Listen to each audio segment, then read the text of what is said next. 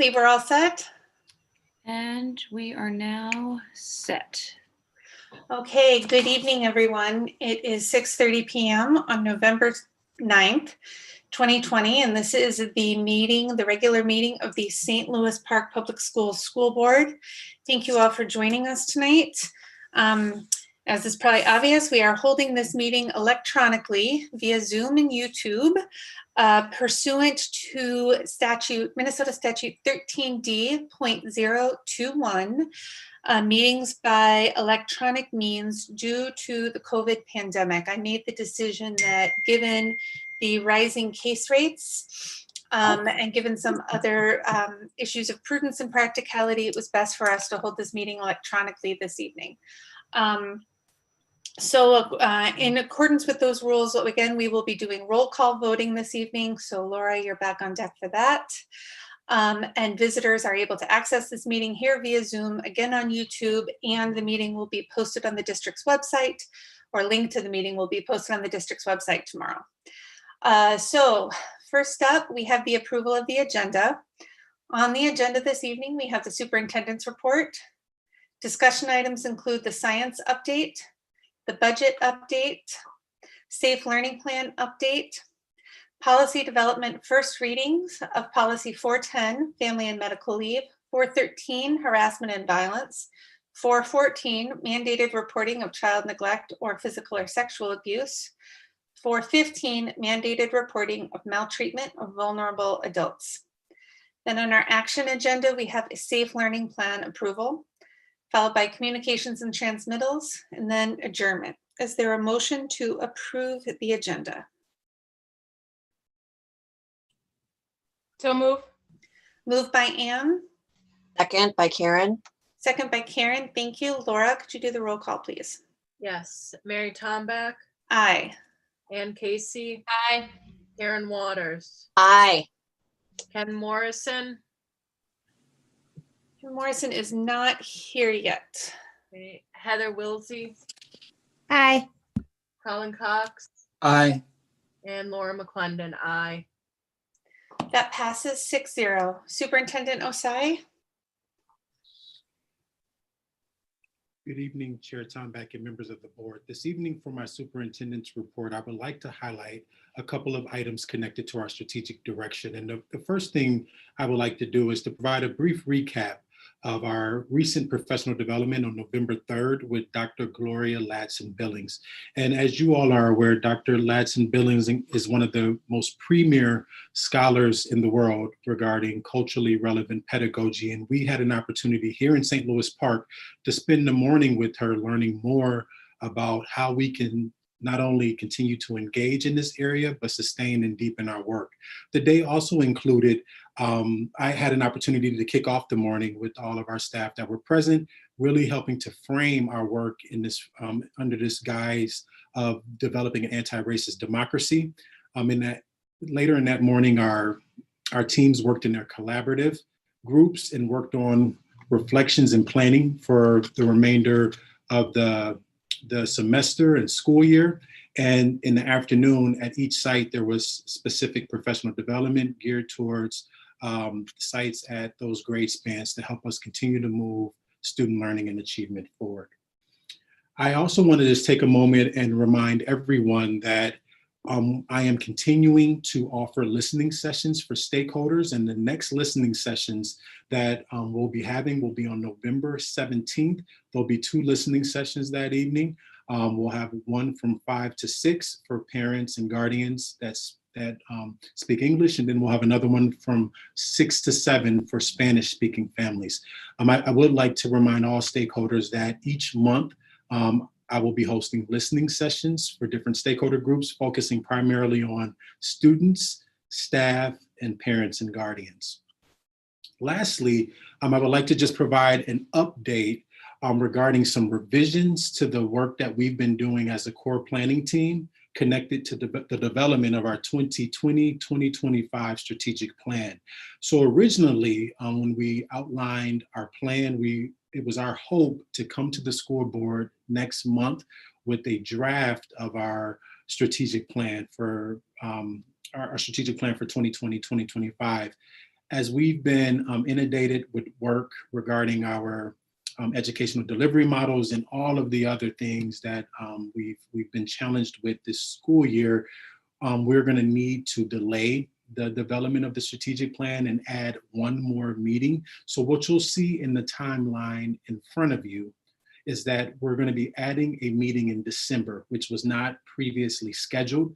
That date and time is still to be determined, but we're looking to have that meeting early in December, and which would then, following the same pattern that we've proposed previously, would push out possible final action for the school board in the month of February. So what we recognize fully is that will be potentially 2 months, the month of January and February, in which we'll be operating from our 2015 to 2020 strategic plan. But I'm confident that the strategic plan that is currently in place will continue to serve as a guide and a pathway for us until we're able to implement a new plan.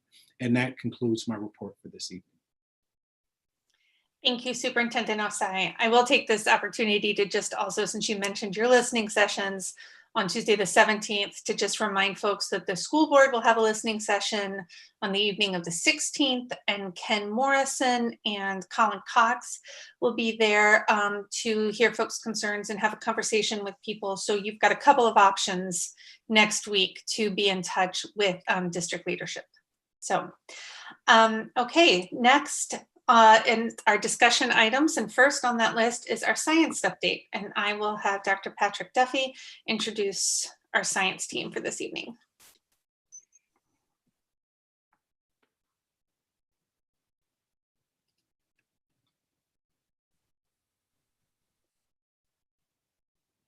And Dr. Duffy, you're muted. Thank you for letting me know. Sure. Sorry about that. Chair Tombeck, directors of the board, and Superintendent Osai, thank you for having me here tonight. I'm here to introduce the science design team and just share a little bit about our science program review and an update on the first year of our science program review update. As many of you have heard before, we have a district program review process that includes 3 years of a comprehensive racial equity transformation review led by teacher leaders. In front of you, you see a timeline of every one of our curricular departments that shows each year of a 3-year cycle between the year of 2017-18 and up through 2028. That shows what years each department will be going through their 3-year review. If you look at starting in the year 2019-20, our science department started the first year of their review. And this fall, the science department is just a few months in to the work that they've been doing. There are 3 teams that really are part of this review process. The first team is our teaching and learning team.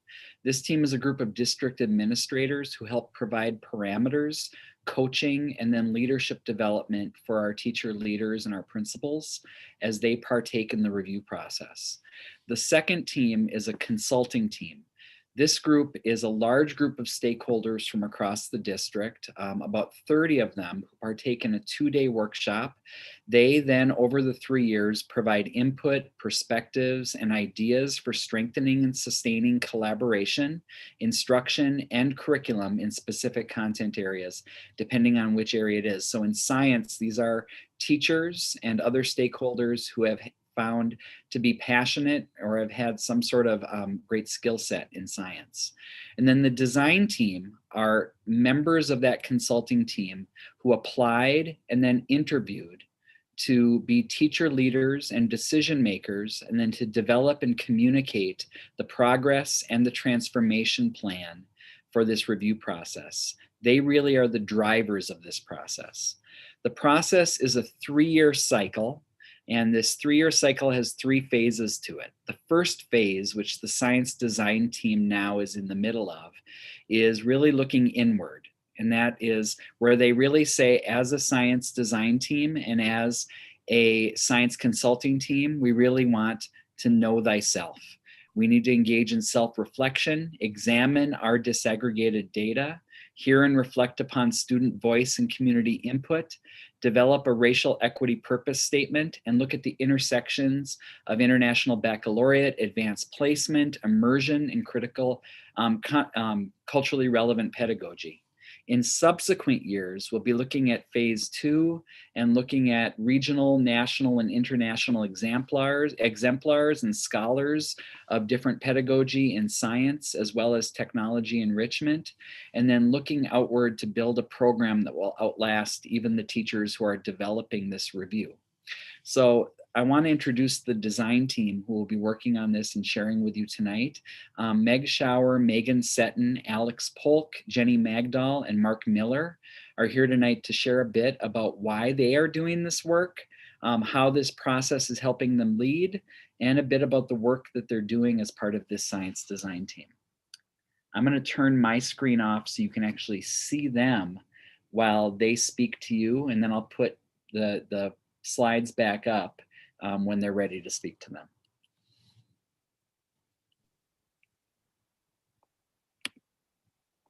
Good evening. My name is Meg Schauer. I teach at Peter Hobart Elementary. This is my 14th year in the district, all at Peter Hobart and in various grade levels. Every grade level at which I've been able to engage students in science learning. So being able to see that learning evolve from kindergarten in my first teaching, all the way now till 5th grade, which is wonderful. I'm also a parent in the district with a first grader in our system. So the why behind why I'm doing this work, science is the wonder of the world. It's the wonder of how you answer the questions. It's the wonder of how you get more questions from those answers. And it's the true inquiry that comes with students naturally from birth all the way through your adult life. And so the why behind this is that I know that my own students and my own son come home with millions of questions always of like, how does this work? What is going on? Why does this happen? What do you know about this? And the answering leads to more questions, which is what science should be. And science is in all of us. So the why behind why I want to do this work is I want to see kids and students continue that wonder and continue that inquiry throughout their entire lives and throughout their journey in the St. Louis Park School District.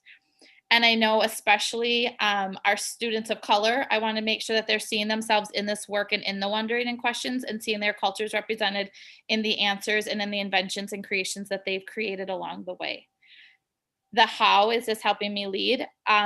Through the wonderful work that we've had as a team, it's really helped me grow in listening for understanding and asking questions when I'm not sure. So being able to process together as a consulting team and a design team to see how does this process evolve from E through 12th grade, and really where I don't know what happens next, asking those questions of why and how, and really kind of putting the science into practice and being able to work with a great, wonderful team of colleagues who want to push the work forward and really make some great systemic changes and know that the best for our students, especially our students of color, as we go forward in this science adventure. We're going to go from elementary to middle school, and I am Megan Sutton, and I've been very lucky to work with our amazing 6th through 8th graders at the middle school over the last 8 years. Some of them are former students that are having parents on the board right now. So I truly believe that science is essential for our students to develop their capacity for questioning their surroundings and solving problems now in their current reality and later in life. And I also strongly feel like learning science should be a joyful process. So when I get my little 6th graders coming in, they're always so excited and curious and yeah, we have science every day. And I've kind of come to see, you know, by the time they get to 8th grade, it's almost like they lose some of that excitement, that joy. So I really wanted to be a part of the design team and process because I know that we can do better for our students, especially our BIPOC students. I think about the way that I learned science as a student, and I do not believe that it is how it should be taught today. Things should be changing. And I believe that traditionally, science has been very much steeped in whiteness, and our students deserve representation in the narratives that we use while we're teaching science. And so I'm really interested in, as Meg said, a transformation of our E12 program, growing students' curiosity from the time they're our littlest learners to the time that they're leaving and going into the world. So the design process for me has really been about time to listen to our community stakeholders, especially our students. Talking to them about their hopes and dreams for what science learning should be and could be has been one of the highlights of this past year of work. But also, I've been doing a lot of self-reflection, things that I need to do better and things that we all of the teachers need to do better. So I feel extremely lucky, as Meg also said, to work on a team with really passionate and energizing colleagues, because they really just fill my cup every time that we meet. And I am so excited to kind of see where this takes us.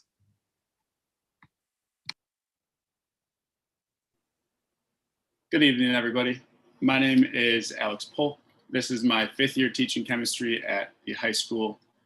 I come here by way of Illinois, and I've always been passionate about science. I've always been able to visualize either myself doing it, or I've been given tools from my family to kind of delve into explaining why the world works the way it does. If it goes back to like this big red book of knowledge, which I got in like 2nd grade.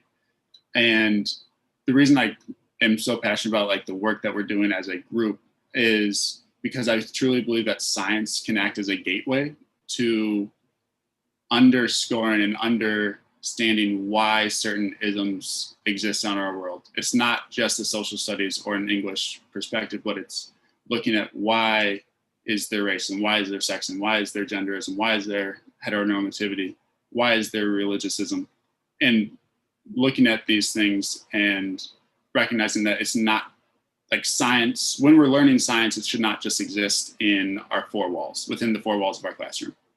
And I think sometimes there is that perspective, especially when you get to high school, of the joy of learning that Meg talked about is kind of petered out at that point. And so I'm really excited to be working with this team, because this team is willing to push against barriers and push against the status quo, because we all recognize that the status quo doesn't work for everyone. And the work that we're doing can help us reach more students and help our students recognize the power of science. As for the how this has helped me lead, I am one of those individuals that like has an idea and like gets super passionate for like a little bit of time, and I'm like, hey, how can we do this? How can we do this? How can we do this? And this design team process has helped me kind of slow down a little bit, and has helped me recognize who to listen to, how I can lean on people instead of trying to do it on my own. I can start to recognize through this group and through the leadership that we provided who I can start to lean on, and how we can listen to different perspectives of our voices, of our of our students and other stakeholders in our district. Thank you. Hello, I'm Jenny Magdale. I'm a chemistry teacher, the International Baccalaureate Diploma Program Coordinator, and the Professional Development Coordinator at the high school. And this is my 15th year here. Chemistry has awed me completely since 9th grade when I was first introduced to it, and I've valued diving into it ever since. I really get joy every day when a student poses a unique question, makes a distinctive connection, or suggests a new way of looking at the world around us. I'm so thankful to be part of this team for so many reasons. Just like everyone said so far, we get joy from one another, and our time together fills our cups because we know that we are all passionate people about what we're doing. But I also believe that this process of science is an integral portion of living, and living a safe and fulfilling life. Additionally, this opportunity has allowed me to more fully engage within the connections of all of the different hats that I wear within the school. And it's just always wonderful to make those connections and build a better school overall, because I know how everything's working. Thank you. Awesome. I'm Mark Miller. Really excited to be here tonight because I was experiencing the beauty of technology glitches right before, and my blood pressure just about gave me a heart attack. So thank you. So this is my 24th year at St. Louis Park High School. I'm currently teaching physics in the NTA, and then I also teach the 3 levels of engineering at the high school. I love St. Louis Park. I wouldn't drive 45 miles every morning to St. Louis Park High School if I didn't love it. So honored to be there. I think the one thing that I really truly love about St. Louis Park, honestly, I know it may sound a little bit cheesy, but like it's the students. The diversity of the students at St. Louis Park High School make my job truly enjoyable. I'm an achiever, I'm an includer, I'm a developer, I'm a relator, I'm strategic in what I do. And all of those strengths really guide my work. I've had a really unique experience in St. Louis Park District because I've had the opportunity to go into the elementary schools and dabble in science, and go to the middle school and dabble in science. So it's inspired me. This district and the teachers in this district have inspired me, and so have the students. And that's really why I wanted to be part of this team. I believe science is the link between all areas of learning. So this idea that, especially at the high school, that's been mentioned, like English stands on its own, and social studies stands on its own, and math stands on its own. I don't believe that. I believe that all of them work together, and all of them work together beautifully in science. And that ability to put all of those arts together really ignites the passions in students, and I've seen that. And it drives me crazy when I see a student able to make all of those connections. So I wanted to be on the team because of that. I also want everyone who's like joining this meeting to think back to a time when you were young, and some of the other team members have mentioned this already, kind of to think back when you were young and just think of the freedom that you had to ask questions. And my own kids are kind of beyond this age now because, they're sophomores in high school. But I remember when they were young, and it was why? And you'd give them an answer, and then they'd ask again, but why? And then as a parent, you'd be like, but I just told you. And they'd say, but why? And that's why I want to be part of this team. I believe that we need to ignite that passion, that questioning in students again. Because something happens in our current system that kids stop asking those questions. And I think that, with this design team and the passion in this design team, that we can actually change it this time, and that we can ignite that flame in these students again to keep asking why, and not just in science, right? They should be asking these questions in every aspect of their life. And that's our job, and that's our passion in this team, is to encourage students to continue to ask why in all aspects of their lives, and to make those connections. That's what science is all about. Science is teaching these kids the process in critical thinking and data collection and observation, right? Reading the audience, even if it's on a screen right now, and trying to figure out, okay, what do they want to hear? What are they hearing? What are they seeing? That's science, and that's what our task is as this team is to ignite that. Science is not, as was so beautifully spoken last week by Dr. Gloria Ladson Billing, it's not Jeopardy knowledge.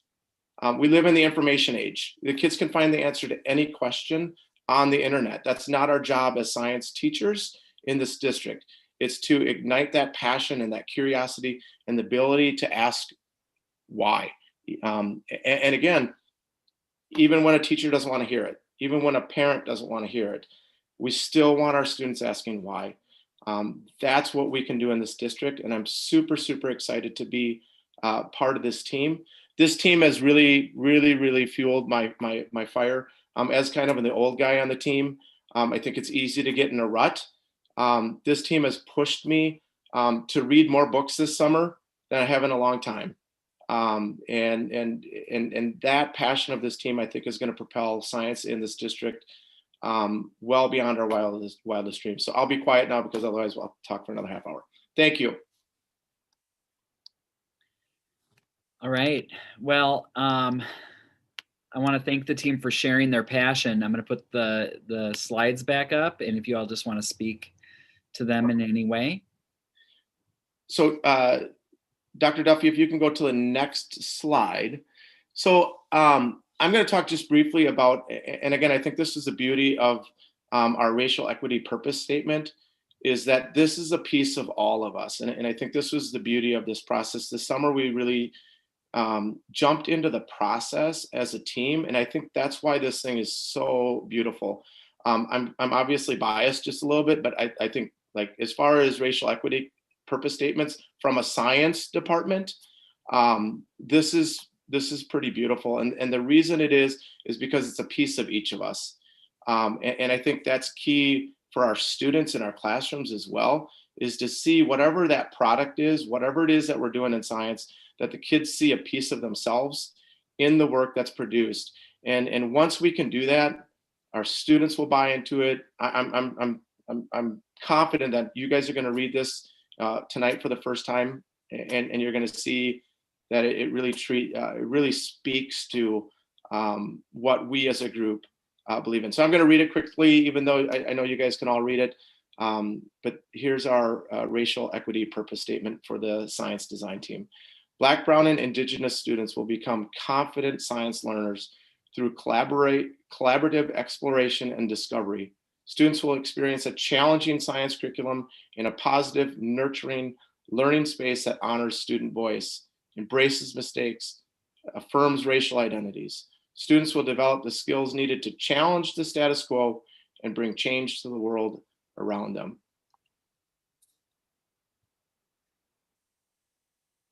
Next slide. Excellent. We have two quotes there from Dr. Gloria Ladson Billings just last week. As Superintendent Osai said, we were truly honored to be able to have her speak to us. And much of what she said really resonated with what we've been doing since last spring. The two quotes particularly stuck out as a connection between what we've been doing. As Mark just described, we underwent a thorough process in creating our racial equity purpose to guide our work. While we were working on that, we were also engaging in as much reading as we could get our hands on, and podcasts and everything, and having deep discussions using the Compass protocol. We've begun to create an E12 science framework, which is similar to what the math design team has designed as a math framework. And that's going to outline what science education should look and feel like for our young scientists. Finally, we've been surveying students and teachers to identify their perceptions and beliefs about science education. And we're going to continue to use that feedback and continue to garner more feedback as we move forward. So in our future work, we're looking to, science is at a great spot right now where the science standards actually are changing and developing also. So we are changing and developing right along with those standards and setting students and teachers up for success with those moving forward. In that process, we're going to look at how does the E12 curriculum build upon itself, right? What are they doing in early learning that we can build on in kindergarten all the way through 12th grade, so we can make sure that the students are receiving a smooth science knowledge and not just like chunks and pieces, that's all put together in a streamlined fashion, but also embracing those questions and those wonderings. We're looking to explore the options for grading, assessments, how courses are offered and when, and the scope and sequence at each grade level in science. We are also looking for our adaptive work. How are we teaching science? What could that look like? What possibilities are out there? How can we reach out to the naturalists at Westwood and partner with them to have course offerings all the way through early learning, where they offer some amazing puppet shows that speak right to those science standards, and all the way through 12th grade, where they can go out and do science explorations in the woods and have team building and experiences together to bond and create science knowledge. So as we go forward, we're looking at doing all of those things and much more, and always along the way checking in with all of the stakeholders and especially our consulting team to see what they see and what they would like to see from us.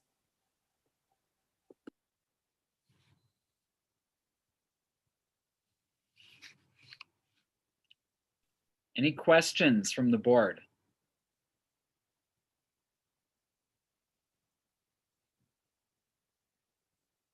Anybody have anything? It's just great. Thank you. I really appreciated hearing a thoughtful approach E12, and especially Jenny with the whole transdisciplinary way of combining things with IB, because that's something we can already be doing now. And I think some of the most powerful learning is when you make the connection that what I'm learning in science has a writing component, has an art component, has a math component, and they all fit together from a purposeful standpoint. And the other really great thing to hear was having a plan to utilize Westwood Nature Center as part of this throughout more of our grade levels. So thank you very much for that work. Really appreciate that. Can you hear me now?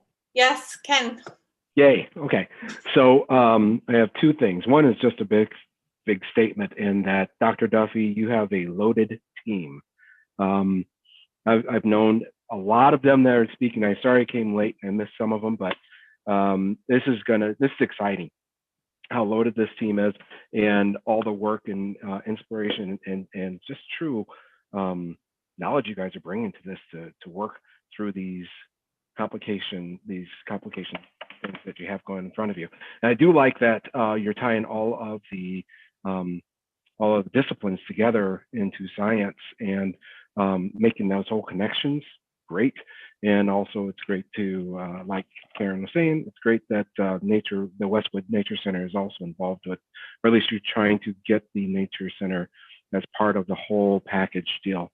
And I'm excited, really excited to hear this. No questions. Okay. Heather, Colin, Laura? There we go. I think one of the things, I'm having issues with Zoom tonight, right? One of the things that I just appreciate is I just take science for granted in terms of science is science. And to hear that, like we are, like you have to kind of rethink about it every once in a while because of where we are in a society, where we are at with development, where we're at with knowledge. And so just really great to hear that. I wouldn't think that we'd have to really do a lot of work here, but it sounds like we need to, and we're on the right track to do that. So thank you. Heather, go ahead. I also just want to comment. One thing that I wanted to comment on is how passionate all of you are and how much passion you share for science. And it started at such a young age for many of you. And I know that our students are feeling that and are inspired by that. And I really appreciate that. And my final comment is just, I really like how as well that you're talking about the transdisciplinary approach you're taking, and also the real focus on critical thinking. I think that's a huge piece. And I appreciate that you're considering that as you go on this journey. So thank you. Well, it does it. I think I just wanted to, again, thank you all for being here tonight. And I'm glad that we actually have so many guests who are listening tonight and who are able to hear firsthand exactly the work that you're doing. And I think that you all modeled and demonstrated equally what the rest of our design teams right now are doing. And what I really hope that the community can understand is that when we engage, and I say we, I mean Dr. Duffy's leadership and his team and all of you engage in curriculum reviews, it's so much more than just what book you're going to choose to use or what model you're following for your individual disciplines.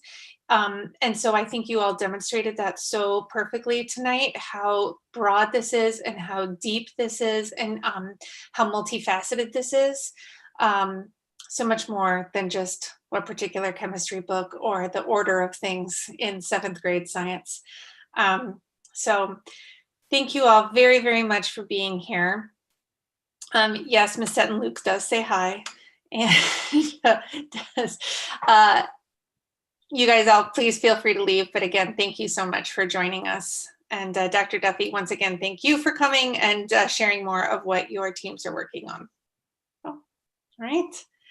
Next up, Patricia Magnuson will talk to us about the budget update. I have a feeling it might not be quite as uplifting and inspiring of a presentation.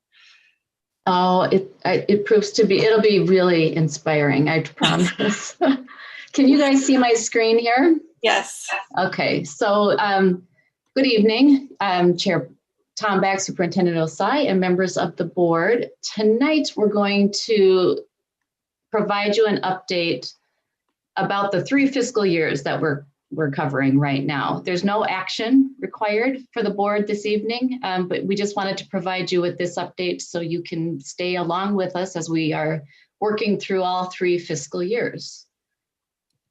This is a copy of the budget timeline. And what I want you to notice again is this is the first phase that we're in right now. We're still in the data gathering phase of the budget. And we are here about in November. So it seems like we're about halfway through the process, but a lot of the work will be happening over the next few weeks as we work toward the boards accepting the final levy for Pay 21 in December and then accepting the final audit results. I want you to notice that we've moved the final audit results out to December. We're building, you're going to see a fair representation of what the numbers will be, but as we work with our audit firm, and they're working with many school districts right now as we work through this different year, we just won't have our final audit reports through their process at the audit firm in time. So we're going to bring those to you on December 14th.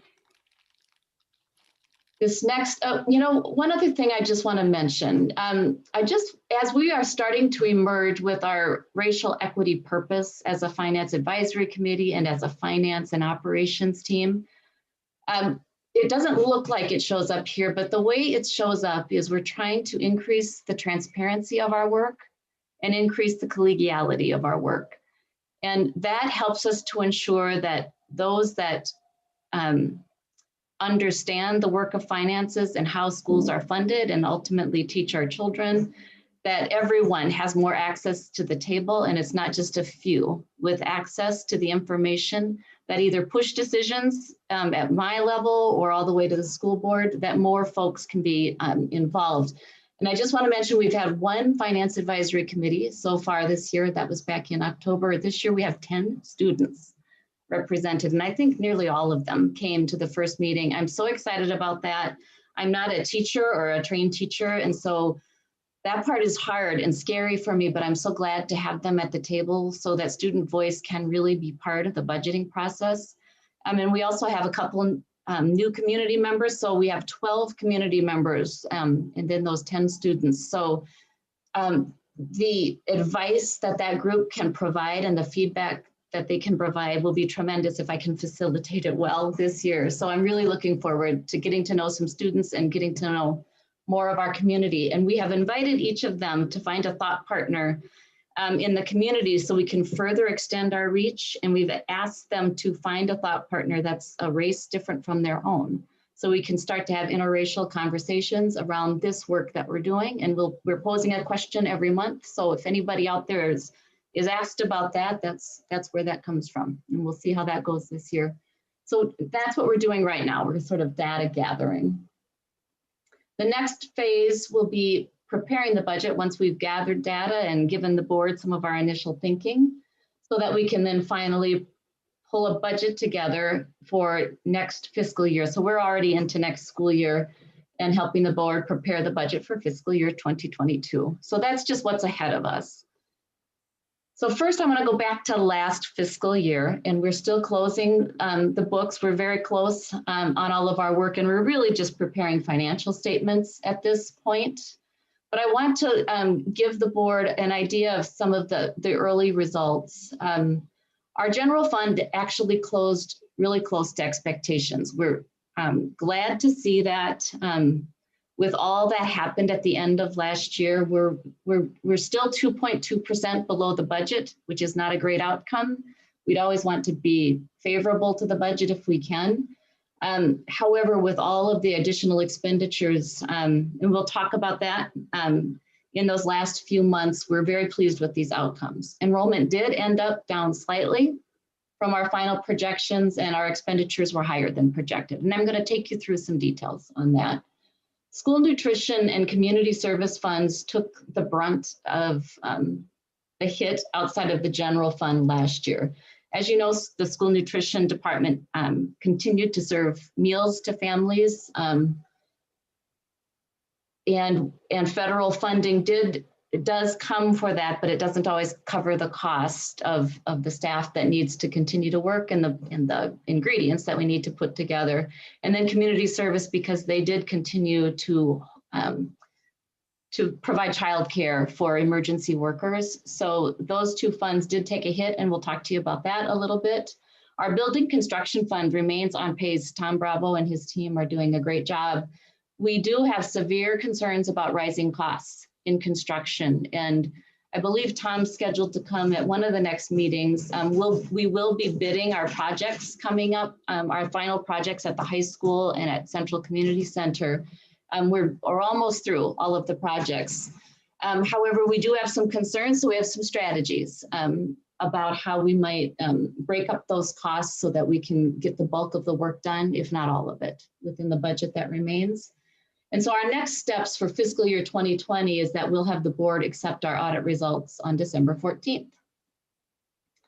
So here's our preliminary results. This is a lot of numbers. So what we're trying to give you sort of in a nutshell, the results of the budget. So that first column is last year's balance. And all of these rows are the different separate funds in the school district. So the general fund being on top. The second column is all of the revenue. So you can see the general fund, for instance, has $71,273,000.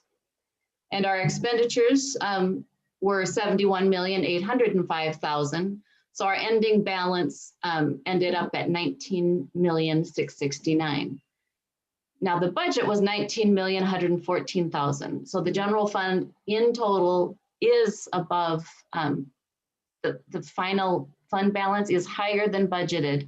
However, when we look at the reserves and the unreserved fund balances, you'll notice that the unreserved balance that's available for our general operations actually is under budget. And I'll take you through the details on that. But first, I just wanted to give you a big picture.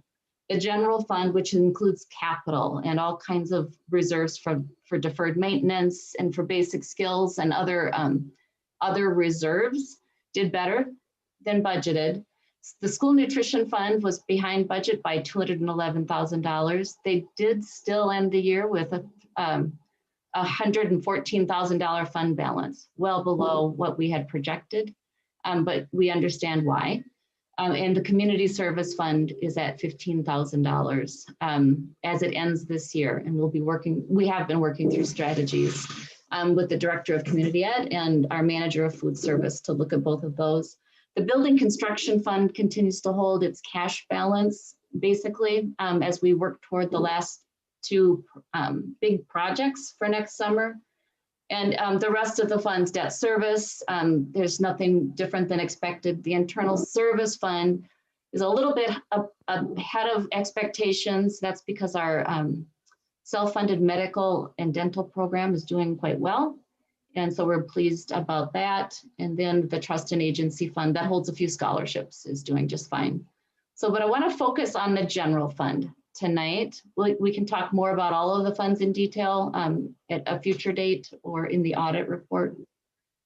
So I want you to notice that $554,000. That's the total general fund. We're about $500,000 ahead of budget in our final fund balance. But as you work your way up to the top, the unassigned general fund balance is behind budget by $1,067,816. Now that's to be expected with shifts in enrollment and expenditures, and perhaps is a little better than we might have anticipated as we were moving through the end of the year and putting all of the pieces in place. And I want to just talk to you about some of the details. Our assigned for severance is down a little bit lower because we did transfer some funds out of the general fund expenditures and into severance. We did use our reserve for severance for the amount of severance costs that were beyond what was budgeted. And that's about $150,000 or so that was moved into the assigned for severance. The other in here is an assignment for Q-Comp as expected.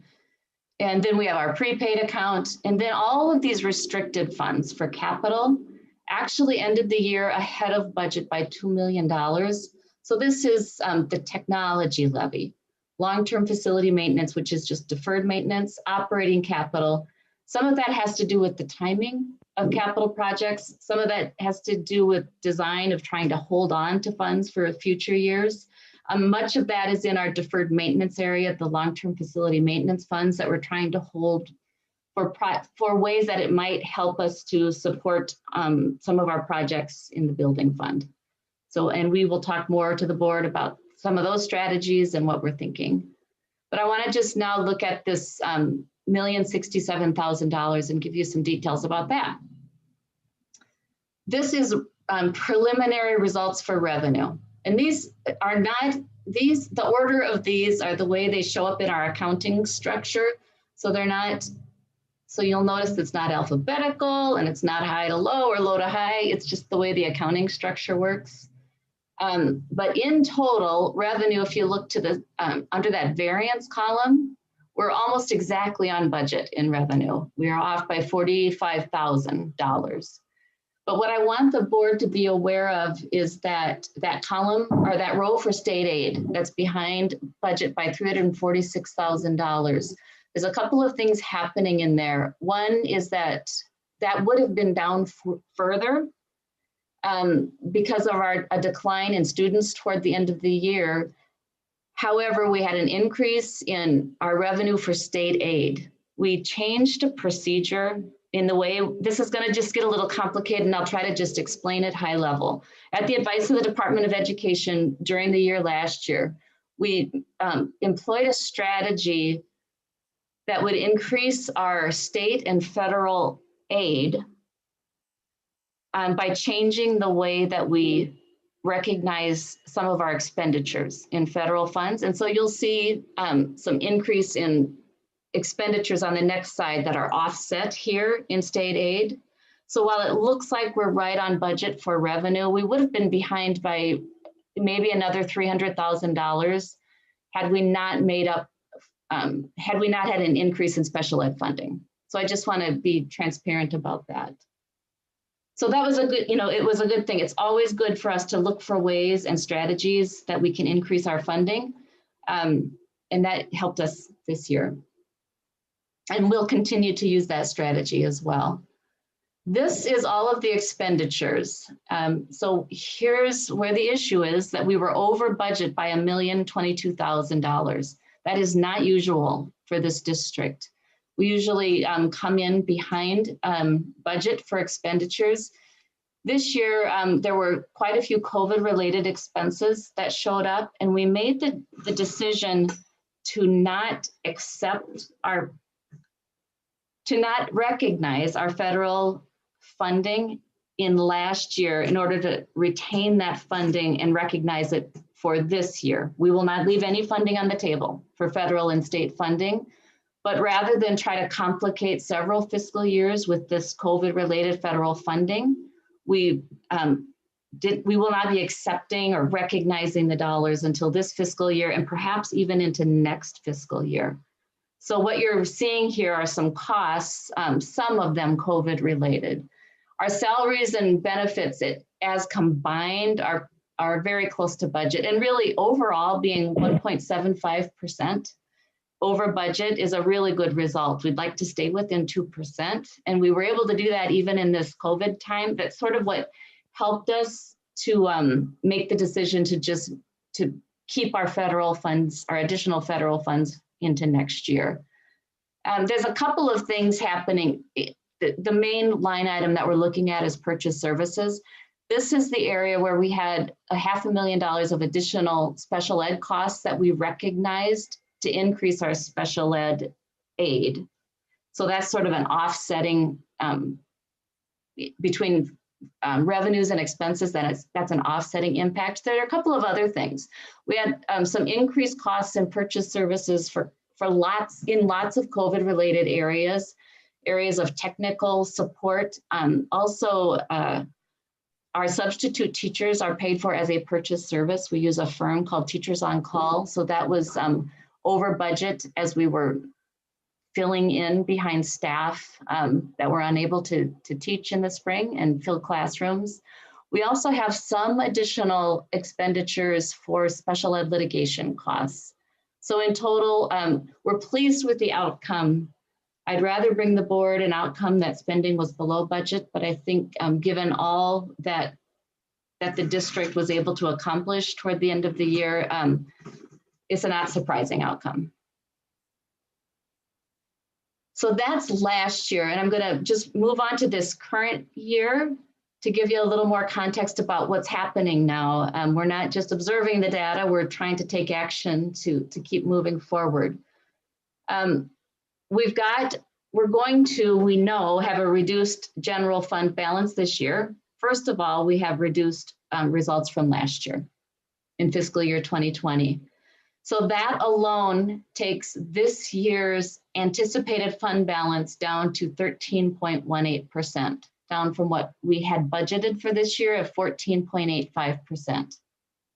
So as you know, policy 714 requires a 6% budget minimum. So we're well above that. However, we have to pay attention to that. So we're looking at our mid-year budget update. So in addition to last year's results, we do have an enrollment decline this year that will be blending into our revenue budget. That's going to result in another $1 million decline in revenue. So we're looking to identify at least $1 million in expenditure reductions. We've started meeting with all of the budget managers and are having conversations about how we can do that. So just know that we're actively working on that. Again, this year we're also concerned about the building construction fund and rising costs, knowing that we want to be able to complete the high school and central community center as anticipated. So we'll be coming to the board with strategies about that. And our next step on the budget is that we'll have the board ultimately approve a mid-year budget update in March. Now we'll have lots of time to be talking to you about our strategies, many steps along the way. I anticipate that we'll be back with the board at nearly every meeting, talking about some part of the budget. So we'll keep you up to date along the way. I want to show you how we're spending our coronavirus relief funds this year. So I had told you that we deferred recognizing our federal funding. We have in one bucket of coronavirus relief funds, they're referred to as CRF. We have about $1.3 million in federal aid available to us. And this is how the spending has broken down so far. The majority, nearly half of the funding has gone to safety and sanitation. So this is things from plexiglass screens around teacher desks and front offices to nurses' offices, all the way down to wipes that are in everybody's offices and classrooms. So it's that kind of masks are in that area. Student technology, so additional technology that went directly into students' hands, 410,000, another 30%. And then you can see school nutrition has some costs that we're coding toward the coronavirus relief funds. There's some staff technology, contact tracing on our school buses is the majority of that to make sure we know who has been where. There's some additional transportation costs for things that we have been doing outside of regular to and from transportation, like delivering materials and bringing children in for conferences. Not fitness. You sure? You're saying. Fitness is what I heard. anyways. Okay, so those are all of the categories. So that's one category. These funds had to be consumed or spent by December. And we are well on our way. These are items that are either under contract, or we're holding funds aside in this category, or they're actually been spent. And we had to have 75% of the funds spent. There was a timeline a couple of weeks ago, so we're well on our way to meeting that deadline, so we don't leave these funds on the table. There's another $500,000 of federal funds that we have access to, and then we'll begin to earmark costs toward those funds as our next step. And of course, if there's another relief package, which will be needed, because it does not take long to spend the federal funding. Patricia, is that funding also needing to be shared with our private schools in our community? Yes, good question. This category of funding does not, coronavirus relief funds, but there's two other funds, two other categories, and those two add up to $500,000 after we've shared our portion with our private school, with our private schools in the community. And we did reach out to those private schools and have gotten consent letters, or letters that they intend to participate. So there's still $500,000 of public school district funds available to us. That's a good question. So then next, I'll let you know what we're thinking about for next year. As we begin to build budget parameters, we're nowhere near making recommendations yet. So this is sort of out of the finance team's head before we've really talked about any of this with the Finance Advisory Committee, with the cabinet. But for next year, it's a funding year this spring. And while the state budget seems to be hanging in there, and we'll know more with the December update, our initial recommendation would be to hold the basic formula flat, that there would be no increase. Now that's sort of unprecedented, which means it's unprecedented, so maybe that won't happen, but also it maybe is time that we take a flat increase, not because it's what the costs are, but if budgets are tight, I can see that being an outcome. We've seen this before. We're going to continue to use a 3-year cohort survival model for enrollment projections. So this decline in enrollment will weigh on our projections for next year. I have a lot of theories about that, but I don't think we bounce back from enrollment declines very quickly. We're learning a little bit more about where our students went. And as we learn more, I might recommend that we adjust our thinking about that, but for now, we're going to let this year weigh on our decline in enrollment. We are beginning to talk about increasing fees in high school student athletics. We will talk to you a lot more about that. I just wanted to get it in your thinking for today. That's about all I know. We increased fees 2 years ago. We did not increase last year. So we vetted that through Finance Advisory Committee, and we'll do the same this year. But it doesn't raise very much money, but it's one of the triggers that we can pull to help shore up the budget. On the expenditure side, what I'd like to do as we work through the numbers, we'll be cutting budgets. So probably we should almost put these in a separate order. What we are proposing is that we build the budget around normal contract settlements and normal historical patterns. We don't do contract negotiating in the budget. So we'll build the budget as if it's sort of normal times, and we'll do our negotiating separate from that. So what we'd like to do, given that, and that other costs also increase, fuel costs and utility costs and all kinds of costs, especially in this time, are rising. So we're going to have to make budget cuts that will continue to hold our fund balance above at least 10%, which means about a 3% decline in the budget for next year, which is substantial. So I'm saying at least, or that's what I'm thinking here when I say at least. We might be recommending a higher number than that ultimately. Again, this is just some initial thinking, but I do want to remind the board to anticipate a general fund deficit. As we increased our operating referendum several years ago, we didn't spend it into it immediately. So over time, we do anticipate spending down our fund balance.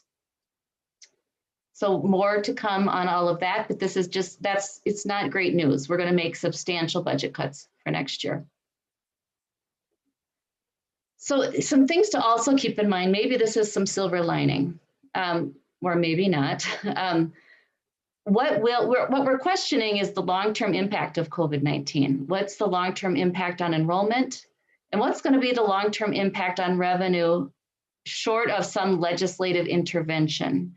As our numbers of students who apply for free and reduced lunches have declined because all lunches are free and all breakfasts are free right now, which we're so happy about.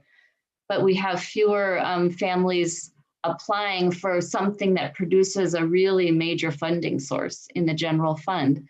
And I know that's part of what we might anticipate in legislative action. So I would encourage the board, if you and others, as you're talking to legislators, to think about, and enrollment decline is another area that has been talked about to sort of hold school district harmless as we recover from these hits to our budget. Other things that we've done for long-term support of the budget, we're always looking for budget efficiencies, and we're improving systems and structures every single day to help save costs. Energy savings are coming to us as a result of the work we're putting into our buildings. Our self-funded medical, we just had an insurance committee meeting this afternoon. Our self-funded medical program is doing quite well. What that does is helps to stabilize our conversations in negotiations so that our costs aren't jumping around for our employees, so that we can have a clearer negotiation process and costs for our employees. And we've got some long-term stability built into our budget. Our voters have given us a 10-year operating referendum that stays at the cap. That was approved in 2017. We do have a 10-year capital projects levy for technology that is coming due, and we should begin to start thinking about what year before 2023 we want to renew that, and whether we would want to increase that with our increased needs for technology in the district. We do have long-term facility maintenance funding in place, which has really been helpful for us. And we have a trust for other post-employment benefits for employees who long ago in contracts far, far away that don't exist anymore had benefits after retirement. So we have a trust and a levy set up to cover those costs. And the legislature will be really important for us this year, and that we really talk about the needs of education. And I think this year has shown a light more than ever how important public education is and funding public education. So those are some things to keep in mind as the bigger picture. So here's our granular next steps. On December 14th, we'll ask the board to accept the audit results. And then also on December 14th, we'll be setting the levy, the tax levy for fiscal year 2022, taxes payable in 2021. Then we'll be back probably also in November, but in January for sure with a budget update. The Finance Advisory Committee is preparing to present at the end of February. And then in March, we'll finally be approving the mid-year budget update for this year and next year's budget, so that we can begin to make plans and create staffing plans. And then in June, the budget will be approved for all funds. So that's the news from those 3 fiscal years. And I'll take any questions you might have. Anyone? Dan. I have one small thing. And just as we're thinking about the legislature, I heard you talk about obviously just the basic formula. I heard you talk about like the hold harmless for enrollment declines. Is there anything else that's like state legislature wise that we should be sort of talking about and thinking about? You know, the one thing that's important, I think it will be in MASBO's platform, the Association of School Business Officials, and it's often in many platforms, but long-term facility maintenance funding. St. Louis Park is one of the districts that does not have access to the level of deferred maintenance funding that some larger and older even districts have. I've been in other districts, both of them had access to deferred maintenance funding. So we can keep our buildings up to date with funds that are prudently approved by the school board. We hit a cap, and that cap exists for the majority of school districts in the state. It's inequitable. And that's something that really I would like to, that many districts would like to see change. It does not make sense to have some districts have access to board approved levels of funding beyond a state cap. And then, yeah, it's the hold harmless and that general ed funding formula to not be zero. All right, fingers crossed. Thanks. Anyone else? Heather. I just have a comment, and I appreciate all the work you've done on this, Patricia, and I can tell you've thought a lot about it. I just have, just sort of something to put in your head to think about as you're looking at different ways to raise some funds. When you talk about raising the fees for athletics, I just, one of the things that drew us to St. Louis Park is how you don't have to be a superstar to be on a team here. And we see a lot of kids trying a sport for the first time on the sports that our children participate in. And I would hate to have this be an inequitable option for families if you start raising the fees really high. So it's just, again, I know you haven't made a decision. It's just something you're thinking about. But it would be something that I would just appreciate if you kind of kept in the back of your mind. Thank you. Anyone else? Yeah, to Heather's point, when families choose not to fill out the free and reduced lunch paperwork, and it's a hassle, but you got to do it every year.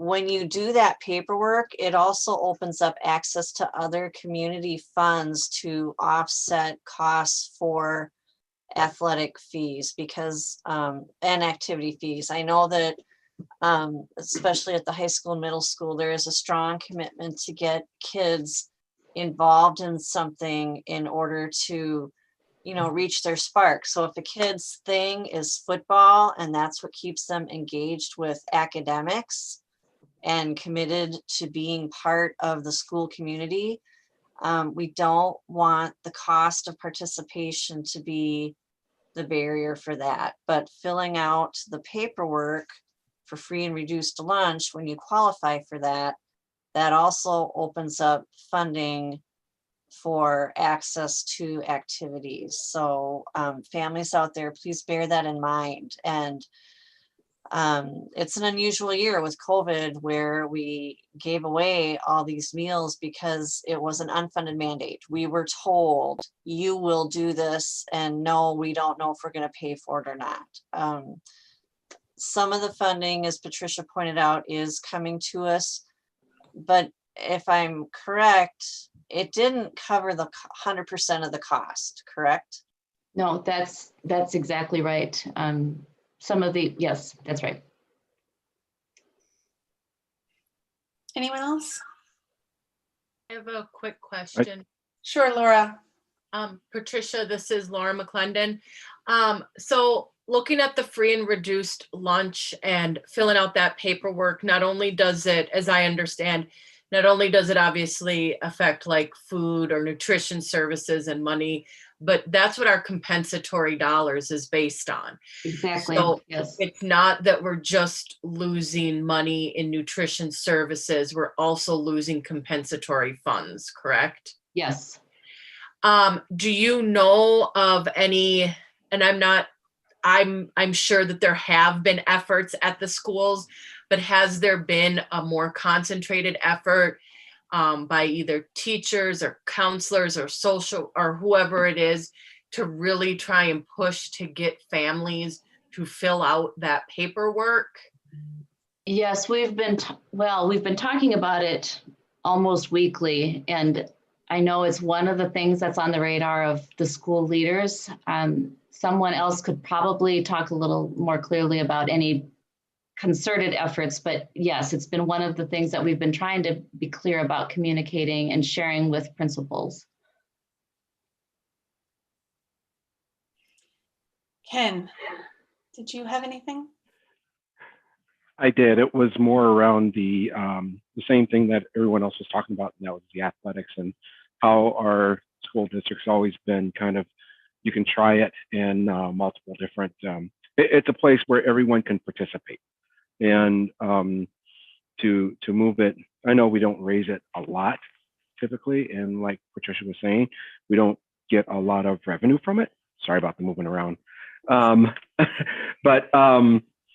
But the thing is, I'd love to see what the effects were of increasing the costs last time, and if our participation went up, down, or indifferent, and if the revenue justified the change in the participation. So anyway, that's something they'll talk about at the teams. Thank you. We will pull that data together. Thanks, Patricia. Okay. Doesn't seem like anybody has anything else. Okay, thank you so much, Patricia. What you've set forth is clearly not a surprise, but disappointing just the same. But thank you so much for being so on top of it and for already strategizing how we move forward.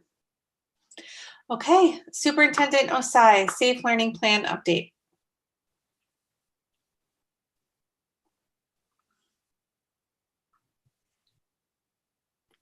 All right, well, good evening, Chair Tomback, members of the board.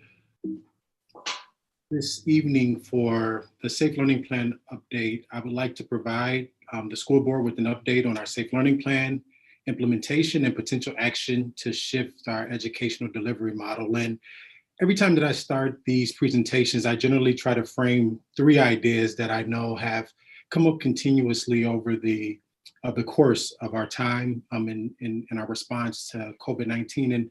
And one of the pieces that I just want to acknowledge to start this presentation is that we have received an overwhelming amount of feedback from stakeholders. And I just want to reiterate that we appreciate that feedback that we're getting from all stakeholders, and that we're continuing to be mindful of that feedback as we move in and out of different educational delivery models. Another piece that I want to acknowledge from a starting place is that when we're doing or I'm sharing information in these presentations, I'm working to be as transparent as possible, recognizing that in the midst of this pandemic, our educational delivery models, decisions are being made, and things are ever evolving and changing. So I utilize these presentations as a way not only to inform the board, but to be transparent regarding the thinking and planning that we've done as a COVID team here in St. Louis Park. And we recognize that none of us have ever communicated in the midst of a pandemic such as this one. So as we're moving through this, we're working extremely hard to improve our communication strategy, each day that moves forward. And I really want to start there because I recognize that, there is no shortage of feedback during this time, and I want to make sure that people know that we're being really mindful of that feedback as we move forward. Something else that I would like to start off with is that the collaboration that I've experienced and that we've experienced with the Park Association of Teachers has been, in my estimation, second to nothing I've ever experienced before with a teacher organization. And what you'll see this evening as I'm outlining the revised recommendation is really coming to you in a collaborative nature. This is not something that I personally dreamed up or something that our district level administration has dreamed up. This is work that has been produced collaboratively with our Park Association of Teachers as we've really worked to be mindful of our educational delivery model considerations and mindful of the overall health and safety of our students and staff.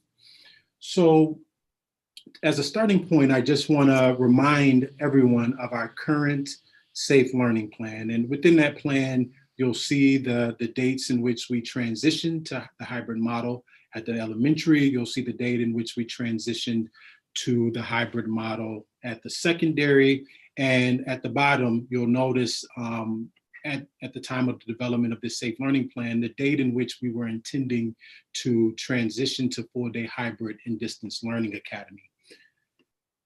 One of the other pieces that I know that you all maybe are tired of seeing, but that I intentionally show every time we come together is this educational delivery model consideration slide. And the reason is that it's important to remind everyone that although health and safety, specifically county level health data, was the kind of indicator that the state put out there as kind of one of the main factors that we would use in making our initial decision to move into an educational delivery model. Here in St. Louis Park and all across the state and country, school districts are looking at these and even other considerations as they're thinking about what educational delivery model they're in and how they'll be able to successfully and safely educate children. One of the things that we've noticed here recently is that two of these considerations have become more and more challenging as each day has gone by. And specifically, those two considerations are the health and safety consideration and the staff coverage consideration. And as I'm sharing this evening, and as I get to the end of this presentation, you'll notice that there will be some dates that I'll put out as a possible recommendation for us to transition to a more restrictive educational delivery model. And what I want to share to you all as board members and everyone listening is that, although those dates will be shared and maybe as a school board, you'll accept the recommendation as is, or you may make revisions, daily we're looking at the numbers, right? So although we'll share that, there is a strong possibility that those dates could change, right? And those dates could change from a staff coverage standpoint. We could potentially have a situation at one of our sites where, we have a large number of staff that have to be quarantined, therefore we would potentially have to shut a school down from a hybrid standpoint, but we would still facilitate learning in a distance learning capacity. And we've even seen that with one of our neighbors here in the West Metro, where they had such a high number of staff, not necessarily that were directly impacted or had positive cases with COVID, but were secondary contacts and needed to be quarantined to where they weren't able to successfully facilitate their hybrid model. So I wanted to just highlight that to suggest that although this evening I'll be making a recommendation that has specific timelines, that could potentially change between now and the time in which that timeline is expected to be implemented. Next, I just want to show you the data from the K-12 schools 14-day COVID-19 case rate by county data. And this data we receive every week. Is lagging. So what you'll see in both the county level data and the city level data is that these are from October 24th and 26th respectively. So these are lagging data sets that were tools that were provided to us really at the beginning to help us make decisions about educational delivery models and to really help give us a sense of what's happening. One of the pieces that we've been really looking at to be more current and accurate regarding what's happening is a data set from the University of Minnesota, specifically from Professor Julian Wolfson, which outlines a tool that shares the projection of what MDH will be reporting in upcoming weeks, but also specifically looks at data based on new case numbers and really starts to forecast what we should anticipate moving forward. It's important to note that with this specific data set that as we compare it to MDH's data, that MDH is really looking at data of specimen collection, right? And this dashboard is looking at the daily data on new cases. So that's regardless of the date of the specimen collection. And the daily case data are more sensitive to emerging trends, but do not fully reflect the state of the epidemic on a given day. So currently, the Minnesota Department of Health 14-day case rate, which was the slide that I showed previously with that lagging data, that's provided to us each Thursday. As I mentioned previously, the last set of data that we received from the Minnesota Department of Health was on November 11th. And the reason that we really look at this data is because it gives us a more current picture of what's happening now. It's now the data that you see in front of you is more specific to our district or St. Louis Park data, and the slide previously was county level data. And as you can see, right, that data is outside of what the parameters are that MDH provided us. Now, one of the pieces that I think is important to mention here, and I'll talk about a little bit later in the presentation, is that those county level data sets and parameters that were provided by the Department of Health and Department of Education were really to help us guide it as a starting point. As the board chair and I and others have been working with our regional support team, what we've learned is that there's not like a automatic shutoff switch, right? So it's not like automatically when you hit 30 cases per 10,000 or when you hit 50 cases per 10,000 that you automatically switch and jump into that next educational delivery model or a more restrictive educational delivery model. Those are really set up to serve as guides. And shortly, I'll talk about all of the different factors that they want us to take into consideration as we implement what they've affectionately referred to as the scalpel approach. And I'll talk a little bit about that here shortly. But this data here is the county level data. And then this is more specifically to our zip codes, the 55416 and 55426 zip codes. And one of the pieces that I appreciate about Dr. Wolfson and what they're trying to do with this data is that this data that's being provided is not intended to replace the 14-day case rate data from the Department of Health, but this is to serve as a complement, recognizing that the data that we're getting from the Minnesota Department of Health is more lagging and this is more up-to-date data. And as I've talked to colleagues across the metro area, specifically here in Hennepin County, I know that all of them are looking at this and thinking about this as they are making decisions in their school districts regarding recommendations moving forward. Another piece of data that I just want to share is the dashboard that we Emma, come lay with me.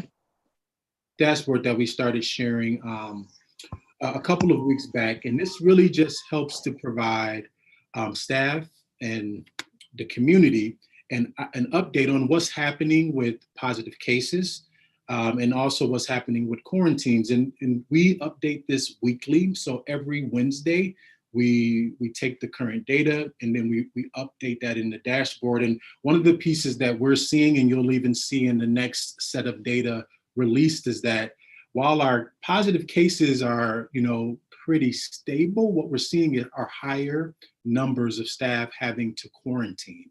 And it's not always having to quarantine because of close contact to students or even other staff members, but what we're seeing is a lot of close contact to people in their personal lives or in the community and other places, which is then causing staff to have to quarantine. So you'll see even here that we have a higher number of students that are needing to quarantine. And I anticipate with the next set of data that comes out, you'll see a higher number of staff needing to quarantine as well.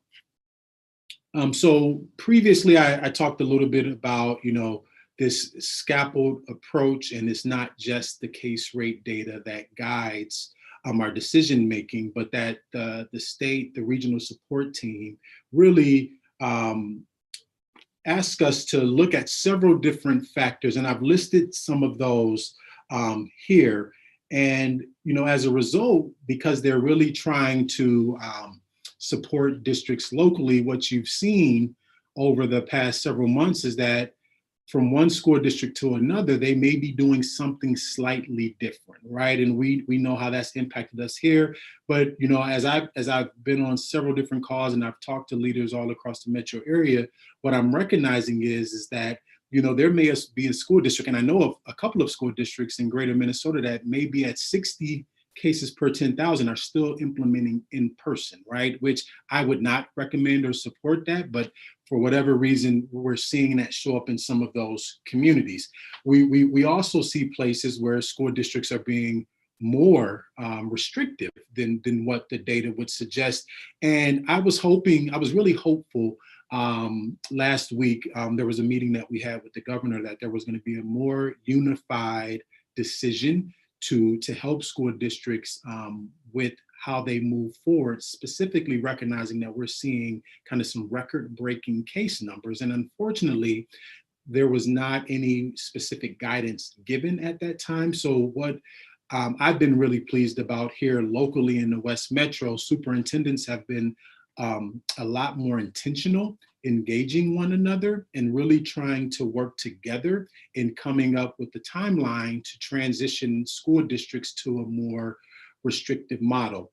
And I'll talk a little bit more about that here shortly, but I just really wanted to highlight that while I certainly appreciate this concept or idea of this scaffold approach, taking in all consideration, all of these different things, that sometimes it causes confusion when it's not when there's not consistency in the implementation of that, because you can have neighboring school districts doing varying and different things, which we've seen and experienced. So what I would anticipate over the next couple of weeks is that, you know, we'll see more consistency here in the West Metro and how school districts are moving to more restrictive models to be mindful of the increasing cases here in Hennepin County. Another piece that has been a really big talking point here in the state has been athletics. And what the guidance from the regional support team and the guidance from the state around this is that if a school district has the county data that would put them in either in-person or hybrid learning, then they can choose to be more restrictive, which is what we did to start the school year, and still allow for activities and or athletics to continue. So if you recall, this fall, we made an intentional decision to start off in distance learning. And based on the guidelines, we were able to continue to offer activities in athletics. And if, on the other hand, if a school district is required to be in distance learning, like if the state comes in and forces us to move to distance learning for whatever reason, right? Because of, you know, a high number of specific cases at a particular school or whatever that reason may be, then as a school district, we would have to move to postponing or suspending athletics during that period of time of being forced to be in distance learning. I share that because I believe at some point it'll be important for us to have a conversation about athletics and make a decision regarding how we'll proceed. This evening in my recommendation, you'll notice that it does not include any specific recommendation about athletics, and that you should anticipate that at our November 23rd meeting that I'll be coming with a more specific recommendation at that time. Now, my hope would be that between now and the 23rd that we'll be able to get more specific guidance and direction from the state so that we can be more consistent, because it's really problematic when you have some school districts in a particular conference competing and others not, or you have particular conferences competing and others not. So my hope, and I know that there are different organizations that are working and lobbying to get greater direction and support from the Minnesota State High School League and the Minnesota Department of Education on how we move forward with athletics and activities, as this has proven to be a challenging topic. And in many respects, that the energy and concern that I've seen happen across the metro area around athletics and activities, for the hope of our future, I wish that same level of energy and concern was for all students learning at high levels. And what a world we would live in if that same type of energy and concern was connected to all students learning at high levels as it is to athletics.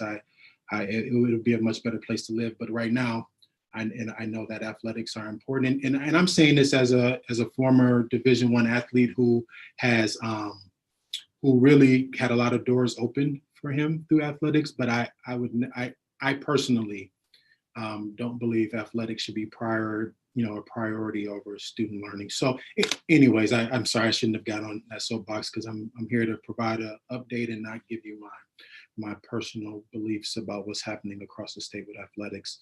So I've been really trying to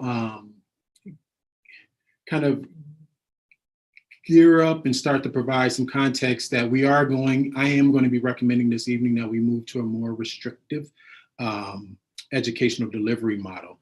And one of the first pieces connected to that is our current plans to move forward with full-day hybrid and distance learning academy on November 16th.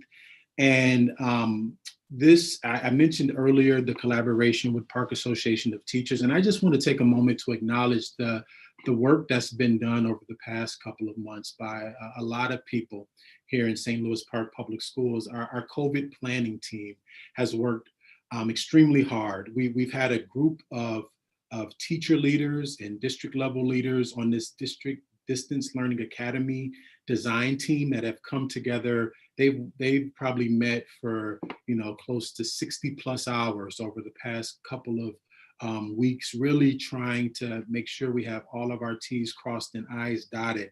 I was at Susan Lindgren today, and I won't say the teacher's name because I don't know if we've communicated. I don't believe we have communicated, because letters were actually set to go out today in the mail.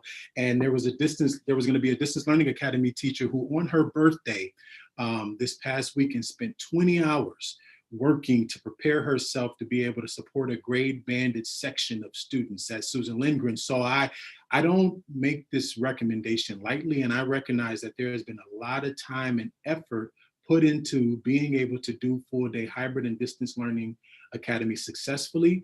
And while I know that we're postponing it for now, I believe all of that hard work and effort that has gone into this, we'll be able to use that at a later time when we're able to move in this direction. So I do want to acknowledge that, because as I mentioned, as of this morning, we were set to go out with letters, and we ended up making a decision to postpone that because this is ever evolving and ever changing. I spent at least 4 hours today either on the phone or text messaging superintendents in the West Metro to really garner a better sense and understanding about where they currently were with their educational delivery model, and then what direction they were moving into.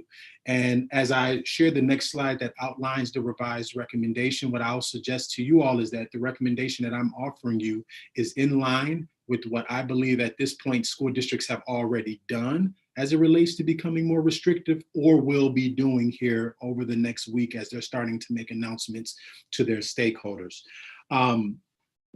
I also just want to mention that I also recognize the impact that this has not only on our staff, but on our students and families, right? Because similar to our staff who were excited and looking forward to this opportunity to move to full-day hybrid and distance learning academy, I know that many of our students and families were looking forward to this as well.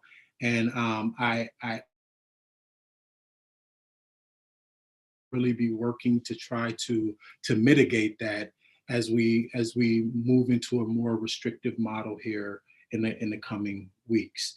So I've talked a lot about I've really tried to provide some context as to how we've gotten to this recommendation. But again, I just want to state before I kind of walk through this that although you see specific dates listed here, that because this is ever evolving and constantly changing, that what you see here could change, right? We could have a situation at a particular site with high levels of quarantine or something that would potentially require us to become more restrictive prior to this date.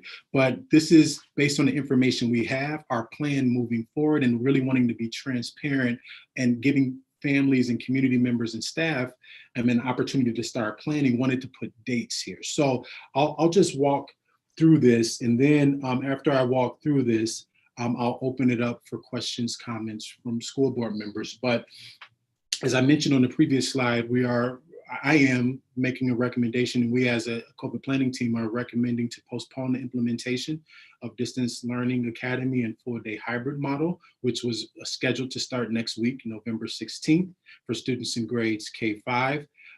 We are recommending that we move all students in grades E through 12 to distance learning starting on November 23rd. And as I previously mentioned, based on my multiple conversations and text messages today, the range that I see of school districts becoming more restrictive here in the West Metro is anywhere between November 16th and November 30th, right? There's a range of time in which I see school districts moving within that window of time. So specifically until then, until November 23rd, our early learning students will continue to remain in half-day hybrid model at 50% capacity. Elementary will remain in their half-day hybrid model at 50% capacity, recommending that middle school remain in their hybrid model at 50% capacity, and that our high school remain in their hybrid model at 25% capacity. What I would like to do as a part of this recommendation is come back to the board on January 11th, which I believe, I don't have my calendar in front of me, but I believe it might be close to 2 weeks after winter break. And it's our first board meeting after winter break to come back and reevaluate this recommendation and see what the numbers, where the numbers are trending, to be able to potentially provide our stakeholders with a projected date to move to a more restrictive model. But I share that, recognizing that what we currently see happening in the state and here in the county at this point, the data would not suggest that, we're going to come back on the 11th and have data that then would on the, later that month would then have us moving to a less restrictive model. But I believe it's important that we continue, as we look at this daily, to continue to come together in this public space and talk about our current thinking, where we're at, and how we're basing our decisions. So at this time, I will pause and take any questions or comments that school board members may have regarding this revised recommendation. Okay, I know a lot of you are processing. This is a lot to take in, and we will be voting on this in a little bit. So please do ask any questions, share any thoughts. This is Ken, and it was disturbing when I first saw that that the academy would be pushed out or delayed, but it makes perfect sense to do that, and it makes perfect sense to put us on, in my opinion, to put us in a distance learning model because of the increase that we've been seeing over the last 3 weeks in Minnesota. So it makes sense to me.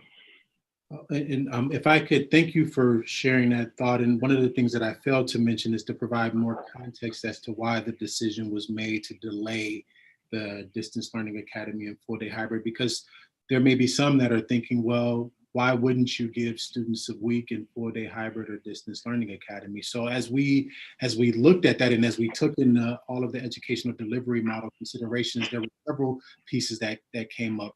One of our considerations, if you recall, is this school operational readiness consideration. And within that are our facilities, transportation, our nutrition services. So as we have been reviewing and looking and anticipating this change, what we've realized is that in order to do this, as we have students moving in and out of educational delivery models, right? Some students that were formerly in hybrid now going to going to Distance Learning Academy, that it was going to cause us to restructure our current busing configuration, meaning that recognizing that we are looking to be as fiscally responsible as possible with the use of transportation, that instead of having 4 or 5 kids on the bus, that we would want to try to consolidate wherever possible to have buses that met the expectations for the hybrid model. And because we were moving to full day, then some of the buses that we would generally use for secondary are now being impacted. So not only would we be changing bus routes for elementary students for 1 week, but we would also be changing bus routes for secondary students for 1 week. And as we think about that educational delivery model consideration regarding student learning, another piece that we really wrestled with was, what is the educational benefit for 1 week to change a child's teacher to where they would see that teacher for 2 days, not having a relationship in person potentially, and then go online with them? So what we thought, recognizing that we're already going to be having some disruption to their educational experience, to minimize that by removing one of the potential disruptions, which was the transition to Distance Learning Academy and full-day hybrid. So thank you for bringing that up, because I failed to fully articulate that when I was sharing earlier.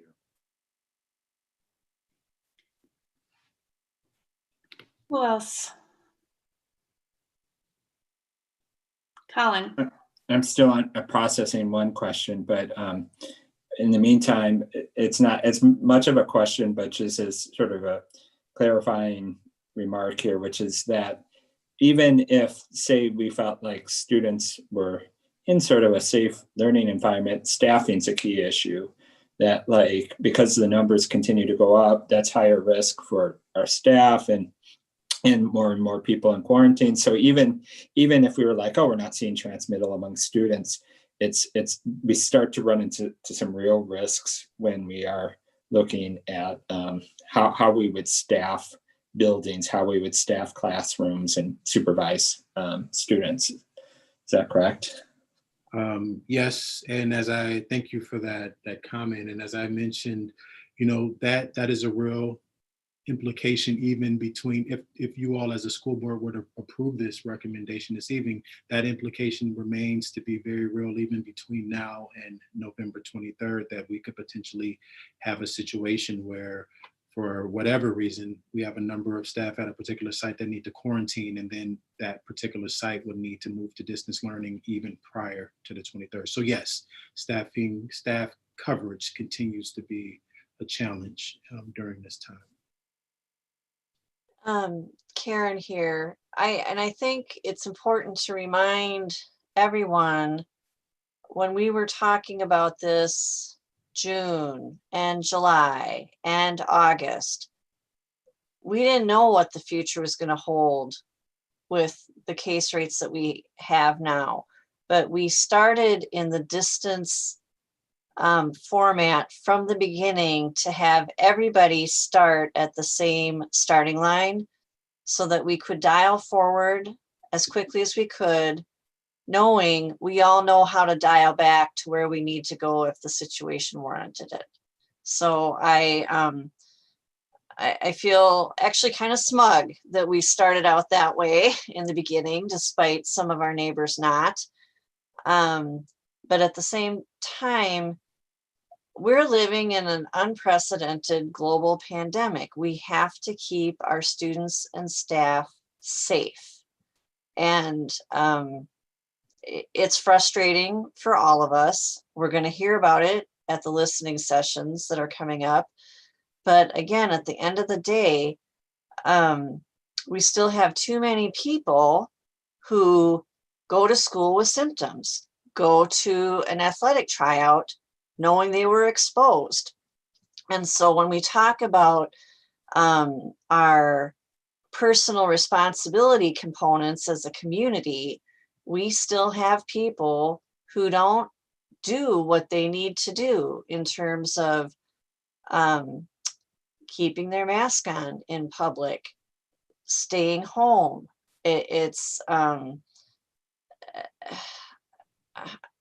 I think it's going to get harder before it gets better. And I think you're absolutely right to signal that this November 23rd date might be moved up. So I'm going to stop there, but I just want to remind the community, we planned for this happening and we can do this. We can do this dial back to the distance learning model. We can do it well. And it's what we're going to have to do until there's a viable vaccine and enough people doing their personal responsibility part to keep everybody safe. I appreciate your comments about the intentionality in which we started.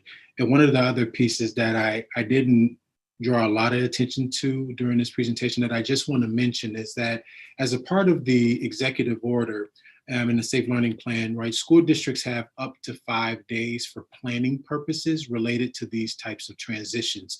But because of the fact that we started in distance learning, this recommendation doesn't specifically include additional days for teachers to prepare, right? So I saw a recommendation today come out of one school district that's moving on the 30th to where they would take the 23rd and 24th as like transition or planning days, which students would not be in school, would not have contact with their teacher, and use those for planning. Because of the way we started, this recommendation is taking those Wednesday times that we're already using for staff collaboration and staff planning, and using those times to help us transition into distance learning academy. So over the next 2 weeks, if this recommendation is approved on Wednesdays, certainly students would still have their morning meetings and advisories and things of that nature, but the day would be used for at sites for staff to plan and prepare for that transition.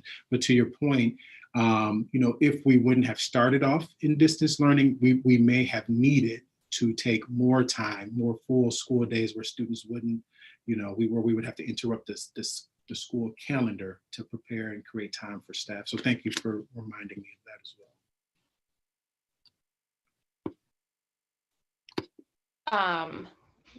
I have a question. Yeah, go ahead, yeah.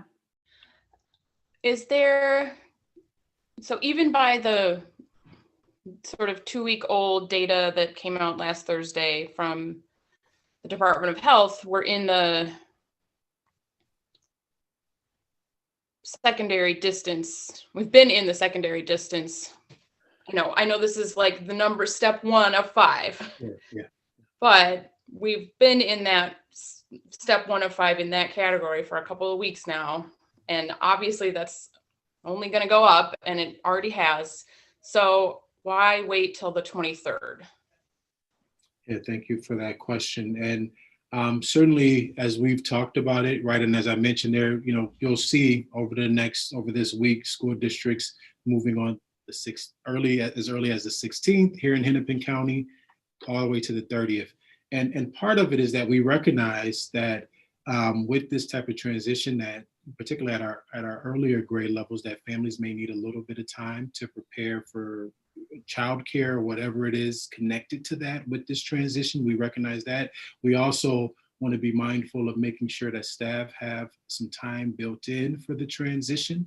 And as we look at this, and based on what we're projecting, we believe that during these next couple of weeks, as we've already been outside of what the numbers would indicate, that we can continue to, for this time period, successfully implement hybrid learning experiences for students, recognizing that at any moment, depending on staffing, that could change. But we believe that can happen during that time, so that we can provide time for families to prepare for the transition and for staff to prepare for the transition as well.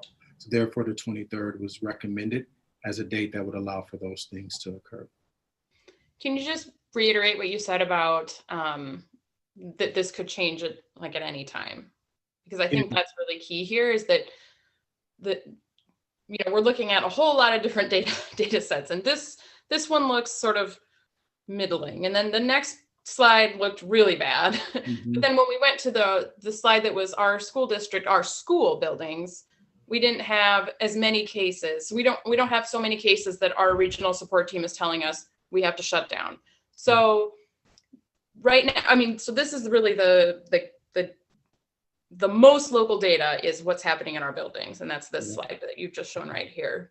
But if that changes, and it could tomorrow or Wednesday this week, then what happens to trigger us to close a school, or all of secondary or the whole district? Yeah, thank you for that question. So there's a number of factors, and I'm just going to go back to a slide that I shared that was really kind of a set of different data points that we should take into consideration when determining a model. But let's just use the example that you've provided. And actually, we'll provide an example of today. So this morning and today, I spent my time at one of our schools, and there were 4 staff members that ended up leaving during the day. And right now, as part of this process, we've built in building level subs to be able to help with some of these immediate transitions. Now, none of these staff members had positive cases, but as we are, rapidly moving into flu season, some of them just had symptoms that are COVID-like symptoms, and it could be the flu. Regardless, what we realize is that in my estimation, quarantines, even more than positive cases, I believe will be a determining factor in driving us to a more restrictive model, because I don't anticipate that we're going to see high levels of actual positive cases, but I do believe we're going to see high levels of staff needing to quarantine because of the COVID-like symptoms, which, as we know, could be flu symptoms, but because of what we're dealing with in the midst of the pandemic. So there's not a specific number, right? So there's not like if one school gets 5 cases or if one school has 10 cases. It's really about our ability to meet those educational delivery model considerations. And as I started off, the first 2, health and safety and staff coverage, will be the 2 during this time that I believe will most directly impact our ability to keep a school open in a hybrid model. So to your question, if or when there comes a point in which we have more staff needing to be quarantined than we have the number of adults we can get into the building to support students in hybrid, that would be a time in which we would have to move to a more restrictive model. If in which there comes a time between now and the 23rd, if the school board approves this recommendation, that we have a large number of cases that are kind of clustered in a particular site or a particular grade level, we could see ourselves having a whole entire grade level go to distance learning academy, maybe keeping the school open. But all of these types of decisions, we're not making these in isolation. We're working with the regional support team to make those decisions. Now, I do want to share that just at this afternoon at 4 o'clock, I was talking to a superintendent in another school district, and they were reaching out to me to say, hey, have you been able to interact with the regional support team? Because today I got a call saying that they are postponing all meetings right now with school districts, which would then put us in a more, it would potentially put us in a place where we would have to make this type of decision on our own, but know that we're going to always first and foremost reach out to our regional support team to get the support in making those decisions, specifically when making decisions that are connected to positive cases in our schools. So I'm sorry, Vice Chair Casey, that I didn't give you a specific response, like it takes 10 cases to trigger, or it takes 20 quarantines. It's really about our ability to be able to staff the building if we have 20 quarantines. And it's really about the clustering of cases. But whenever we have clustered positive cases, we're going to be reaching out to our health officials to help support us with that.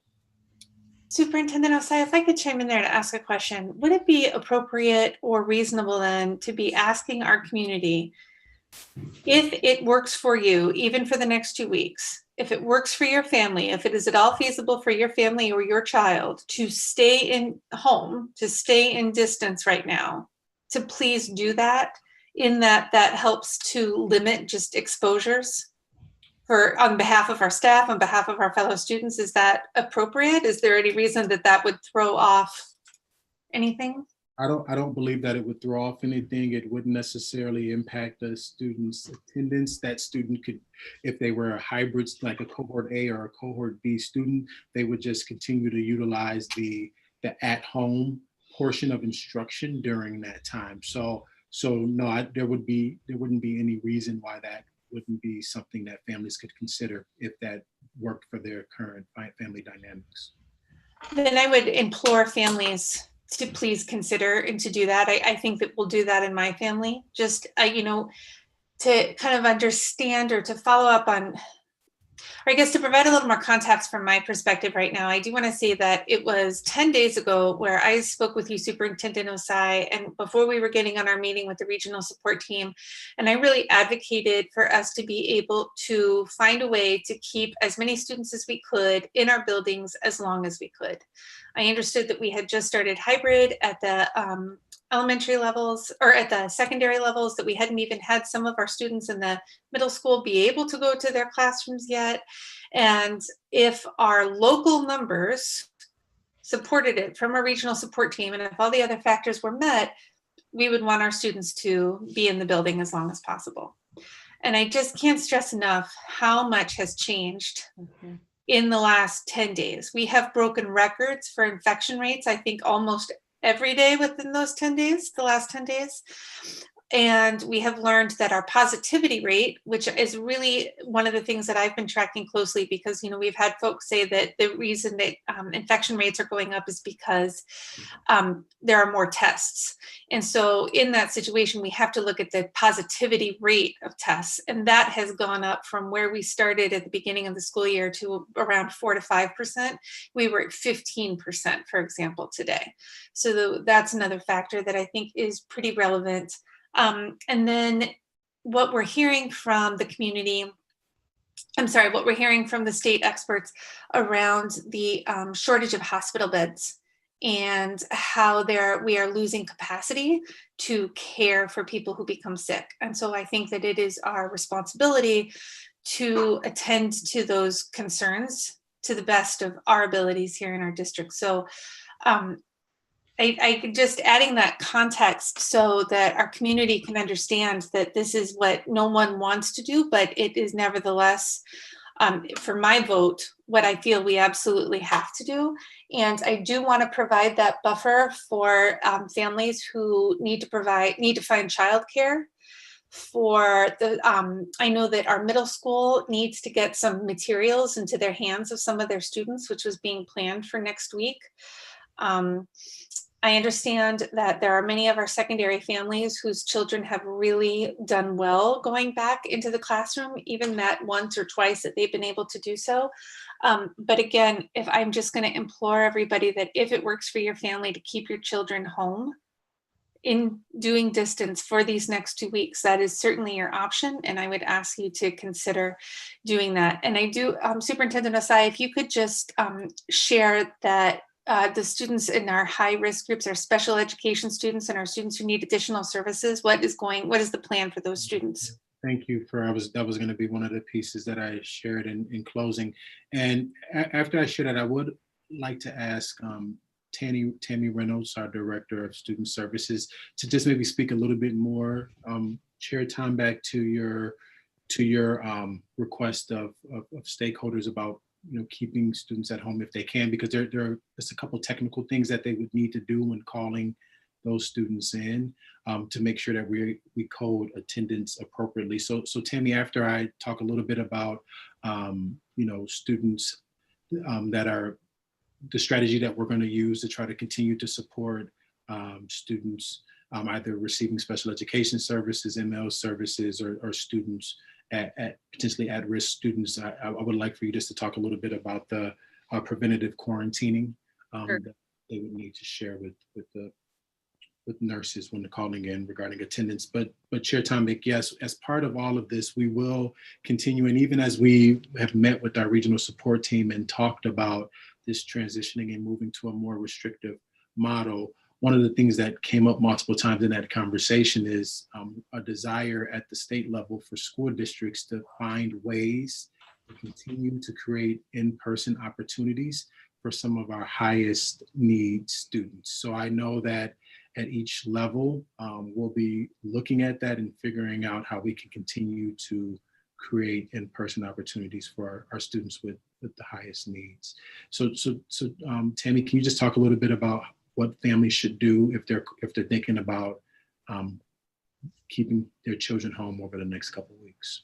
Sure, thank you.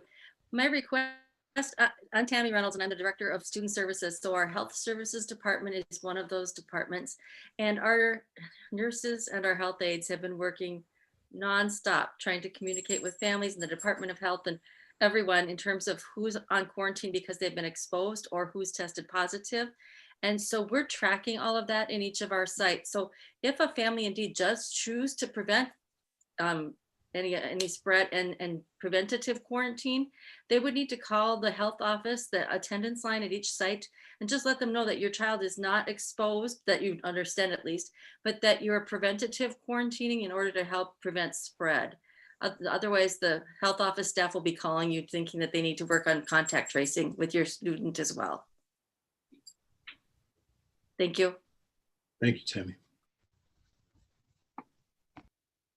Any other questions or comments from the board?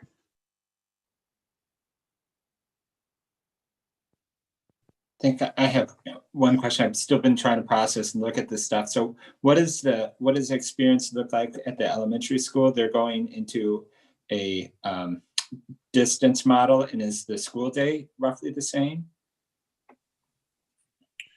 So what, at this time, based on our conversations today, that the experience as we started the school year, that distance learning experience will be reflective of what families will experience as we move forward. One of the pieces that I know at each site level, there's an emphasis on incorporating specialists, synchronous specialist opportunities and asynchronous specialist opportunities into the distance learning experience moving forward, which will be a little different than what students experienced and families experienced earlier this fall. So as we move forward, the schedule will be more reflective of more synchronous and asynchronous specialist learning opportunities through distance learning.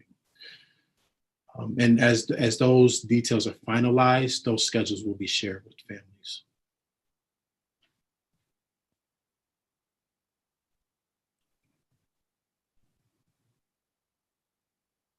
Ken, did you have anything?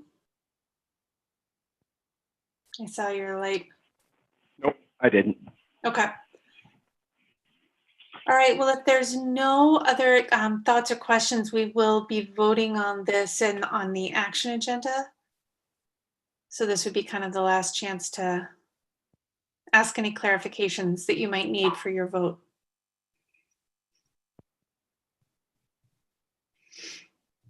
And Superintendent Osai, I guess I would probably want to clarify, if, as you've discussed, if you're doing evaluation in terms of either staff coverage or incidents of infection or any other one of your categories that might impact the need to move us into full distance sooner than the 23rd, would you need board action for that? Or could we authorize you or would you need us to maybe authorize tonight that you make the decision unilaterally to do that as necessary? Or how would we proceed there? Thank you for the question. So, the practice that we have incorporated here is that anytime we make changes to the educational delivery model, that we have some sort of board action connected to that. So if we wanted to deviate from that practice, I do believe this evening would be an appropriate time to set up some sort of provision to allow that to happen more frequently, or we would just need to try to call a special meeting of some sort to make that happen, or an emergency meeting, depending on how quickly we would need to make that decision. I think about this to my colleagues. I would ask, I might move to, when we get to that action item, to authorize Superintendent Osai to move us into distance on his own without, if it becomes emergent, I would hate to even have to wait for a board meeting per se. Does anybody have any thoughts on that issue? Yeah, I agree with that, because if we are in an emergency situation, yes, we have a mechanism to post and call an emergency meeting, but with open meeting law requirements, that's a little fuzzy to me. And so I would rather, now that we've had the discussion, give the permission now to Superintendent Osai, knowing that he is in close communication with you as board chair on, at this point, I'm assuming it's a pretty close to daily basis, in addition to all the other meetings that you're attending, Mary. So I'm comfortable with that. And then we can have a meeting after the fact if necessary, if there's anything else that we need to attend to in terms of decision-making and allocations. Okay. Anybody else have any thoughts on that specific issue? Or would you be okay? I mean, I guess I can't really ask you that before we vote, but I don't want to put you guys in an awkward position, but just the heads up that I think I would like to add that, or I will amend the motion so that it includes that. I don't want Superintendent Osai or his team to be hamstrung in any way by the need for us to gather for a meeting first. So, okay. Seeing no other hands going up or questions, we will move on. Thank you very much for that presentation, Superintendent Osai. Next, we've got, my agenda left me, policy development, first readings. Vice Chair Casey, could you walk us through why we've got these in front of us this evening? Yep. All of these policies are annual review policies. So we saw these last year in the fall. I guess Laura, Heather, and Colin have not seen these before, but the rest of us saw these last year in the fall. And Flower and I are working to get these on a more regular schedule so that we're seeing them at the same time every year. So we looked through the annual review policies and pulled these four. All four of them are largely, I mean, I hesitate to say statutory because we have a lot of policies that contain statutory language, but these are literally policies in which the words we have to have these words by the law. So there's not a lot of editing, I guess, that we can do on any of these policies. So this is first reading. If there's anything anyone wants to pull off for the policy committee, please speak up or shoot me an email after if you need to. Otherwise, we'll pull any MSBA red lines or anything else that's changed in the laws. Any questions right now? Can I add something, Vice Chair? Yeah, thank you. I didn't see you on here, Flower, so I'm glad you're here. Yeah, I'm under another name today. Ah. I wanted to add that I did check MSBA's model policies, and they did not have any red lines since we reviewed the policies last year. Perfect. Thank you. Up to date with MSBA model policies. Perfect. Okay, does anybody have any other comments about these specifically? We'll just take them together. If there's one you want to highlight or mention. I should say what they are since that's not actually up on the slide for those of you who are following. Oh, along. thank you. Yeah, good point. Those of us who are watching our screens. 410, family and medical leave. 413, harassment and violence. 414, mandated reporting of child neglect or physical or sexual abuse. And 415, mandated reporting of maltreatment of vulnerable adults.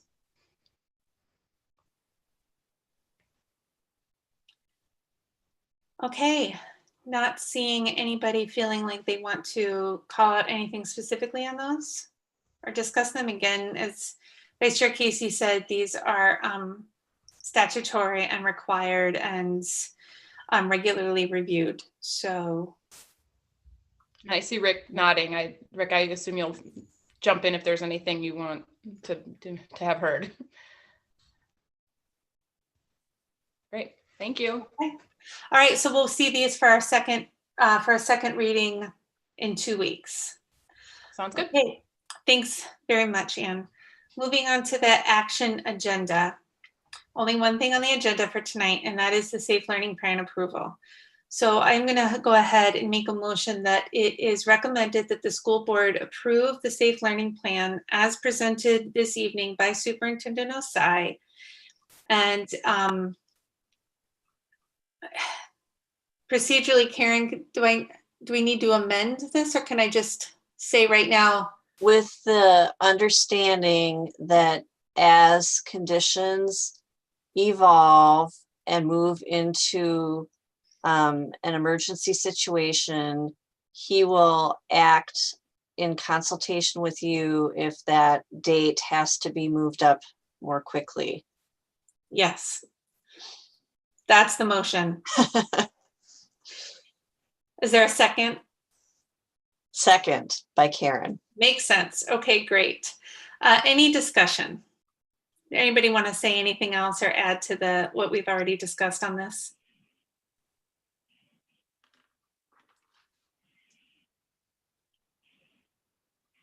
I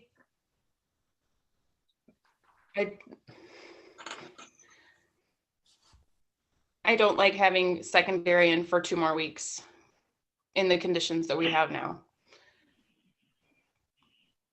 That's what I want to say.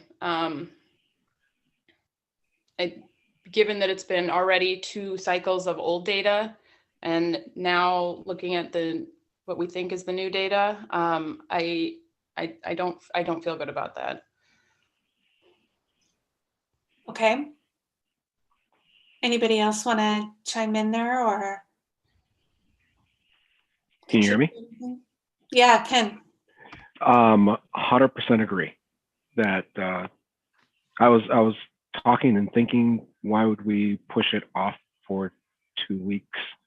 I know, I understand that it takes time for some families to take care of home stuff, but there's a lot of risk that can happen in those 2 weeks. A lot of things can happen, and it has been happening for the last 2 weeks as we've been experiencing. True, it's not necessarily at that age level, but their caseloads are increasing, Hennepin County wise. Anybody else have any thoughts? Laura? I would say that I agree with both Anne and Ken, especially about the secondary. I completely understand about early learning in elementary, perhaps having to wait until the 23rd because of childcare and that type of stuff. But our secondary students, there aren't, I shouldn't say there aren't any, but a lot less concerns about childcare. And so I would like to see secondary move into distance learning earlier than the 23rd. Okay. So I think that that's 3 of you who've mentioned that so far. I suspect a couple of you are still thinking, or if you want to chime in. So Karen, or former clerk, or Laura, current clerk, do you want to remind us how we would move forward? Would we have to vote on the current motion first, or could the motion be moved to be amended again now? I think we could make an amendment. I mean, I could suggest an amendment, and then we have to vote on the amendment. And then you have to vote on the amendment before you go back to the thing. Then we vote on the whole motion as amended. Right. Or I could rescind my amendment, and my understanding of Bobby's rules is that will need a roll call vote to rescind my amendment, because we did the motion in the second, even though we didn't vote on it. This is like when you're doing outlining with Roman letter I all the way down to II and everything else in between. I think the cleaner way is probably Anne's suggestion. We vote. Let me get that right. She moves to amend. We vote on the amendment, and then we move. So before, I mean, we could do that now. Heather, Colin, do you guys have any thoughts about where you are right now? I can say that, again, I'm still contemplating, and I feel like I don't, without like specific dates or something in mind, it's hard for me when we say move up or do something. I think that is sort of challenging for me to sort of consider what that might look like, if that means tomorrow or what that might mean. But the other thought that I have is, here we're talking about giving the superintendent some discretion with that too. And so I'm trying to contemplate that, plus the issue being not as much transmittal amongst students, but the staffing issue kinds of things. And I don't know, so there's a lot for me to unpack here. And so I don't know where I'm sitting. Yeah, I hear you. Let me throw out remind everybody of the 2 factors that were relevant to waiting the 2 weeks at the secondary.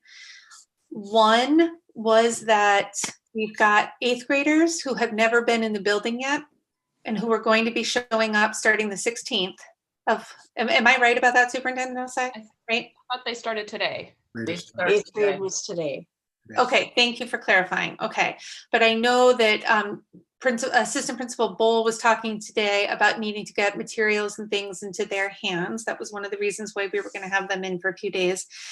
And then the Park Association of Teachers was talking today during the COVID planning meeting about using the next two Wednesdays to allow the teams to have planning time to transition, to pivot back.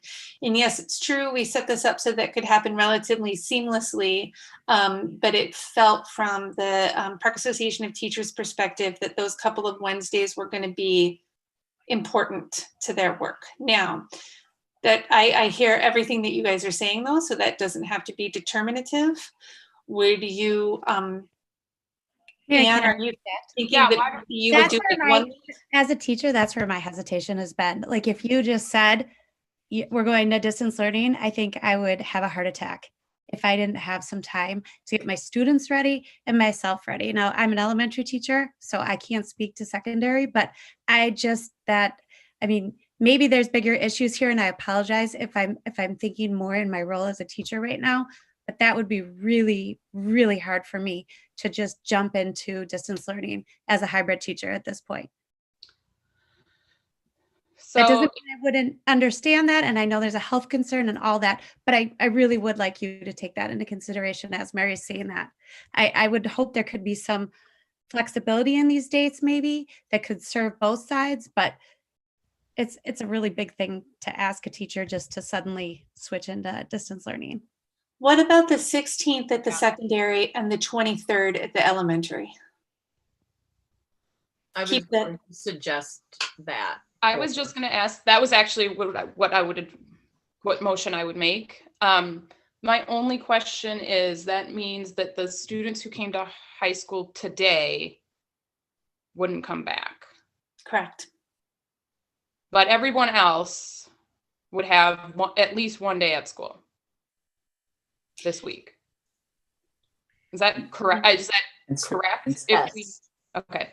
So do we have to be that prescriptive? Do we have to say like it cuts off, or like what is the leniency, or what is the motion, or what would we be trying to do here? Can we say, with the high school finishing up on the 17th, the secondary level finishing on the 16th or whatever dates? I'm not looking at the calendar right now, but you're hopefully following the gist of what this Friday would be the last day at the secondary, at the middle school and the high school, the last day of in-person. But could you not do that for we have to split it at secondary and elementary? We can't split it at a facility level? I think the consideration between primary and secondary is younger children need additional supports for transitioning. Older students have a lot more, not all, but a large portion of our secondary students have the capacity to be more flexible in a shorter amount of time. I follow that, but we were talking about some of the students in the buildings and things like that. Is there something can we facilitate something along those lines? Can we allow for flexibility, or is it like elementary, secondary? Like we had the question about the secondary students being able, for those students, could they get back into the building? The freshmen or what students were in there today, could they get back into the building for whatever they need to on the trying to look at the dates here, the 16th or whatever date it is. Yeah, I think we're getting into the minutia of materials and stuff like that, and that's not our purview. The teachers and administrative staff will work out if people need to come into the building to pick up stuff, if we have to put it on buses. And I think we need to make the decision about the dates and give our superintendent the parameters he needs to move forward in case of emergency. Meaning that Superintendent Osai, if we were to vote here on the 16th, but Superintendent Osai has information or learns of things that would require that to happen sometime this week instead, he still is empowered to do that. Correct.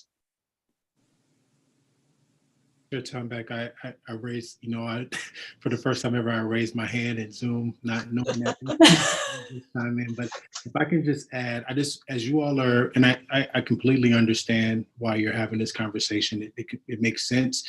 I just want to make sure that as you're having this conversation, that you have all the additional information that's connected to part of why we originally recommended the 23rd. So and this has come up, but certainly preparation time to transition to distance learning is something that we're really being mindful of at both the elementary and secondary level.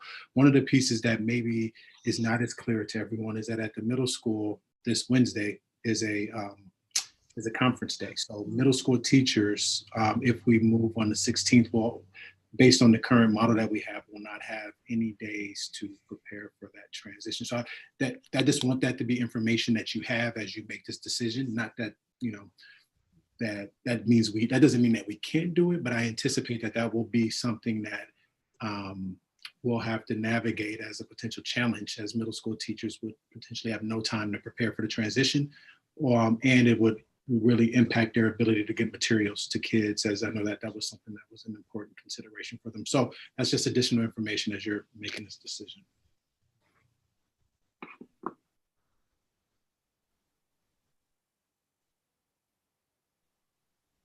Well, I'm wondering then, I think that Principal Bork and Assistant Principal Bowl, could certainly,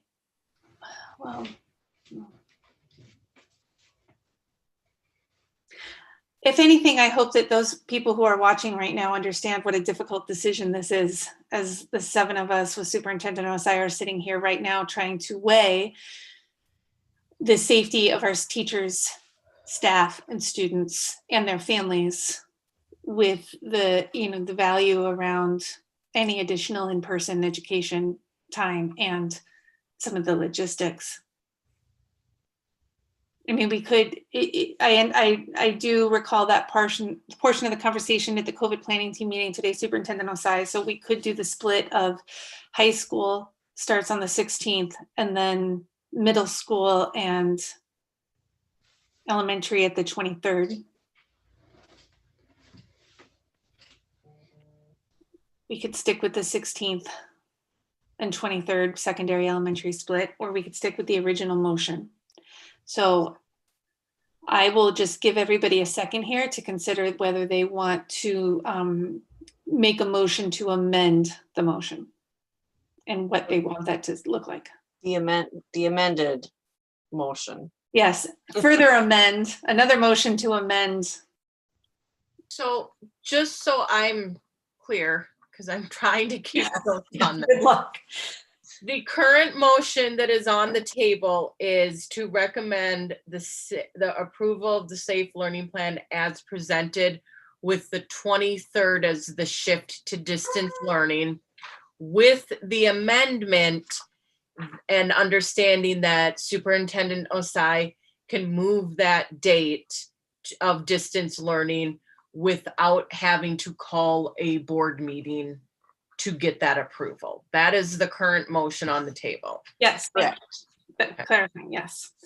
And at this point, we'll entertain a motion to revise that if anybody wants to, or further amend that. And I have a side question. Okay. So given that statement that is currently on the floor, if something happens where Superintendent Osai and staff believes that it's better for us to go distance learning, and that occurs this weekend or on Monday per se, and then we can go distance learning on Monday or Tuesday, correct? In theory, correct. The advantage, though, of us somewhat making the decision tonight is then we are at least giving families, at least a week to plan. Whereas if we say the 23rd now and on the 15th, Superintendent Osai feels that he needs to make the change on the 16th, then we've deprived everyone, teachers included, of that time to prepare. But here's the deal. Remember when snow days happen and the horribly bitter cold days happen? Those are decisions made at 5 o'clock in the morning the day of, and people cope. and this is somewhat a similar consideration where it's possible that we take this action and the numbers explode and Superintendent Osai is going to have to make a different call. He'll do that in consultation with you, but that's why we have the amendment that if something needs to happen sooner, he has the flexibility to do that. I don't, Karen, please correct, but I would like to add a second amendment that we do secondary distance learning on the 16th and that elementary the 23rd. Can I second that? Is that how this works? Correct. And then we Okay. have to vote on that and then vote on the whole thing. original amended thing. Yes. And now the next mechanism, you can stop debate by the chair can call the question. Okay. Let me get everybody's, I want to be able to see everybody's faces right now as I'm, okay. Yeah, let's call the question then. So now we vote on the inclusion of the amendment into the original amended motion. Okay. So does that need to be a second? I just seconded it. Okay, thank you. Sorry, I was, sorry. Okay, Laura, could you do the roll call, please? Can you read it again, please, Laura? Yeah, read it again, because I'm not exactly sure. So what you are currently voting on are the original motion is to approve the safe learning plan as was presented, however, with the following amendments. The No, first we're just one, voting on the amendment, right? We're just Correct. voting to add the amendment. So Yeah. we're not voting on the whole thing yet. We're Okay. only voting to add what you just said. So what you just said was, sorry, so we are voting on, it was a second amendment was proposed. We are voting on elementary will move to distance learning on November 23rd, but secondary would move to distance learning on November 16th. right. That's what we're voting. We're voting on whether that amendment is what we will next be voting on. So Laura, could you do the roll call to make that amendment? Yes. Mary Tomback, Aye. Ann Casey, Aye. Karen Waters, Aye. Ken Morrison,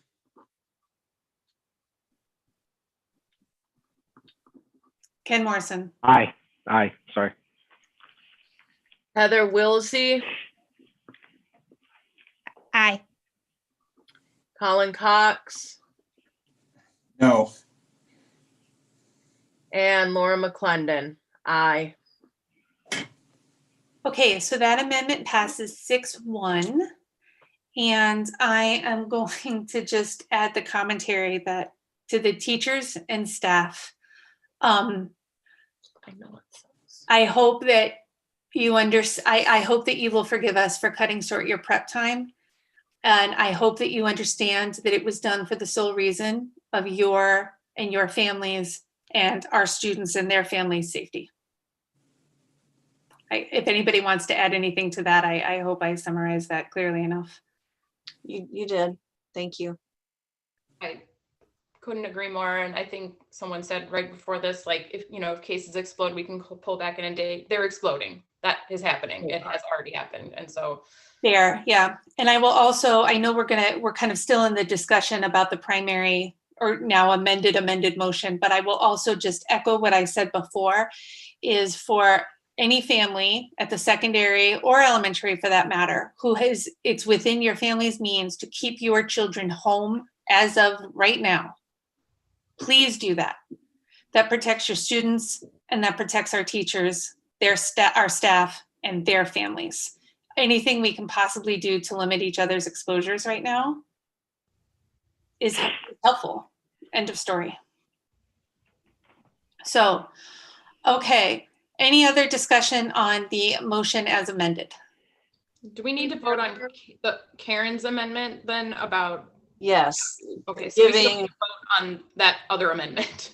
which gives Superintendent Osai authority to act without board approval if he needs to adjust these timelines. Sooner, Correct. if he needs to move them up. He needs board approval to move them back, which Correct. Lord So knows. Karen, sorry, I'm trying. So Karen, you are moving to include that amendment. I already Or- moved it, or Mary moved it and I seconded it. Okay. So So now let's- we need to vote on that, right? Yeah, Correct. so now we're voting on the amendment to empower Superintendent Osai to move the date up as needed. Okay. Mary Tomback, Aye. Ann Casey, Aye. Karen Waters, Aye. Ken Morrison, Aye. Heather Wilsey, Aye. Colin Cox, Aye. Laura McClendon, aye. Okay, so that one passes 7-0. Now, we are moving, just for the sake of utmost clarity to the extent possible right now. We are voting right now on the motion that is on the table to move into distance learning at the elementary level on November 23rd, at the secondary level on November 16th, with Superintendent Osai empowered to adjust those dates to be sooner as he deems necessary in consultation with the board chair. Yeah, we just did that. Right, that's what I'm saying. That's the whole motion. Now, this is what Can I read everybody. it like from the slide because it's not up and I just we're also voting on the postponement of the distance, right? Okay, so I just want to say, okay, revised recommended safe learning plan as presented plus the 2 amendments. So postpone the implementation of Distance Learning Academy and full day hybrid model starting on November 16th. So it is postponed. Students in grades E5 will move to distance learning starting on November 23rd. And in 6-12, we'll move to distance learning starting on November 16th. Until November 23rd, early learning will remain in half day hybrid model at 50% capacity. Until November 23rd, elementary will remain in half day hybrid model at 50% capacity. Until November 16th, middle school will remain in hybrid model at 50% capacity. And until November 16th, high school will remain in hybrid model at 25% capacity. Reevaluate the safe learning plan at the January 11th, 2021 school board meeting and empower Superintendent Osai to move up the timelines of going into distance learning at his discretion. That is what's on the table right now. Is everyone in agreement on all those details? Yes. Okay, sweet. Thank you, Anne. Not are we all voting yes, but we're, we know what we're voting on. Not calling the vote. Those are the details. Okay. All of you watching tonight, you have seen Robert's rules in action. Bobby's Law. Bobby's Law, which none of us is 100%. All right, Laura has the book right there. I will just say that book is almost impossible to work with in real time. Yep. Yeah, at the moment. And yeah. Okay. Going once, going twice for any items of discussion or comment. Was this moved and seconded? Yes. Okay. Yeah, I have the original motion by Mary Tomback. It was seconded by Karen Waters. Right. So. Okay. Roll call. Hey, Mary Tomback. Aye. Ann Casey. Aye. Karen Waters. Aye. Ken Morrison. Aye. Heather Wilsey. Aye. Colin Cox. Aye. Laura McClendon. Aye. Okay. That passes 7-0. Superintendent Osai, I do just want to say thank you so much. Thank you so much to all the members of the COVID team who met short notice today. Thank you so much to Nathan Tangen and Phil Stern and the other leadership and members of the Park Association of Teachers for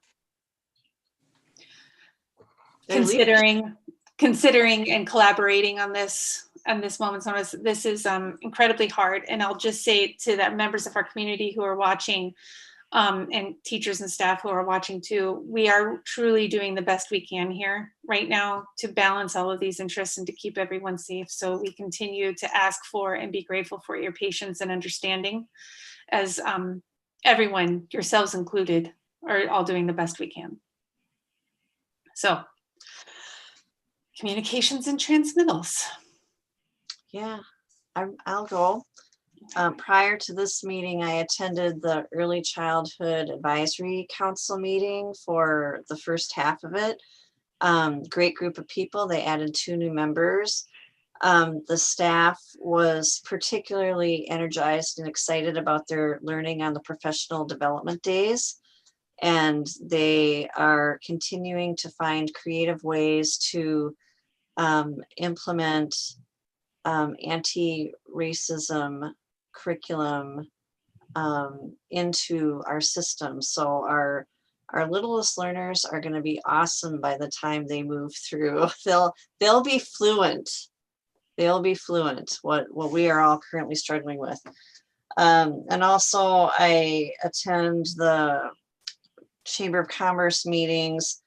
There was a merger between Twin West and the Minneapolis organization.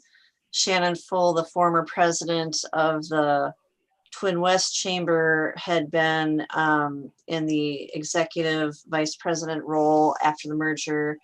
And congratulations to Shannon. She has accepted a new position as president of a different Chamber of Commerce out west, closer to home, and a bigger opportunity for her. So we wish her well. That's all I got. Anyone else? I have a couple. Oh, go ahead. Go ahead, Ken. Okay. So there was a podcast by Learning Equity that featured Dr. Leanne Stevens.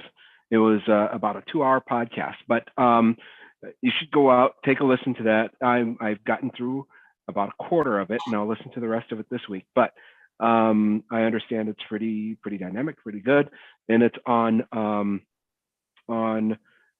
Black, Brown, and Indigenous students and moving towards advanced classes and taking advanced classes. So it's episode 164 on learning equity. Take a listen. And then the second piece is kind of like a little story for me. So in this distance learning, my daughter's doing distance learning 100%, but in that, and I'm working from home, you get the opportunity to hear some of the classes that are taking place, some of the activities in the classes and so on and so forth. And she was in a class and I heard Dr. Stevens talking, and she was introducing the police officer liaison to the high school, Officer Maurice Smith. And it's amazing. Everyone, he's going to make an impact to our students in our school if everything goes well. And he was authentic. He was real with them. I was able to step in and ask him a couple of questions, of course, and just chat with him a little bit during class. So, and that was he's authentic. He's legit. So I'm excited to hear and some of the things that he's doing. He's going to be stopping in some classrooms and doing some talks with a couple of other teachers. And I'm just excited for our kids in St. Louis Park to have the experience, have the opportunity to have Officer Smith in our building. That's what I have. Thanks, Ken. Welcome, Officer Smith. Anne. AMSD met last week, and we heard a bit of a recap of the election in the state election. Our representation here locally will not change, but a lot of other seats did change, and so there will probably be some different committee structures and things like that to look forward to, and lots of opportunities, as you kind of heard in Patricia's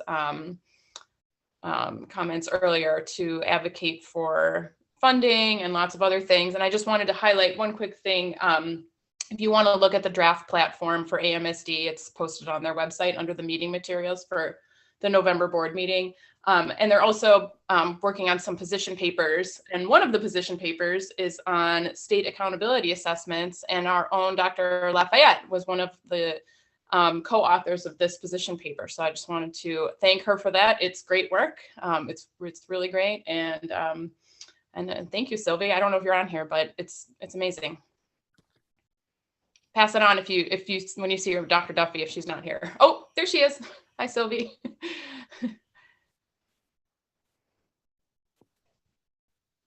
Anyone else? Okay, well, with that, I will entertain a motion to adjourn. So moved. Moved by Karen, I'll second. second by Colin. Laura, we're ready. Mary Tomback. Oh, sorry. Yes, I was just going to say, this probably isn't the right time to say this, but just as a note, while I've still got some people listening, we will be on Zoom from now on, pursuant to our last motion. So yeah, for whatever that's worth. Okay, sorry. Aye. Ann Casey. Aye. Karen Waters. Aye. Ken Morrison. Aye. Heather Wilsey. Aye. Colin Cox. Aye. Laura McClendon. Aye. Passes 7-0. We are done for this evening. Thank you so much, everyone. Have a good night. Night.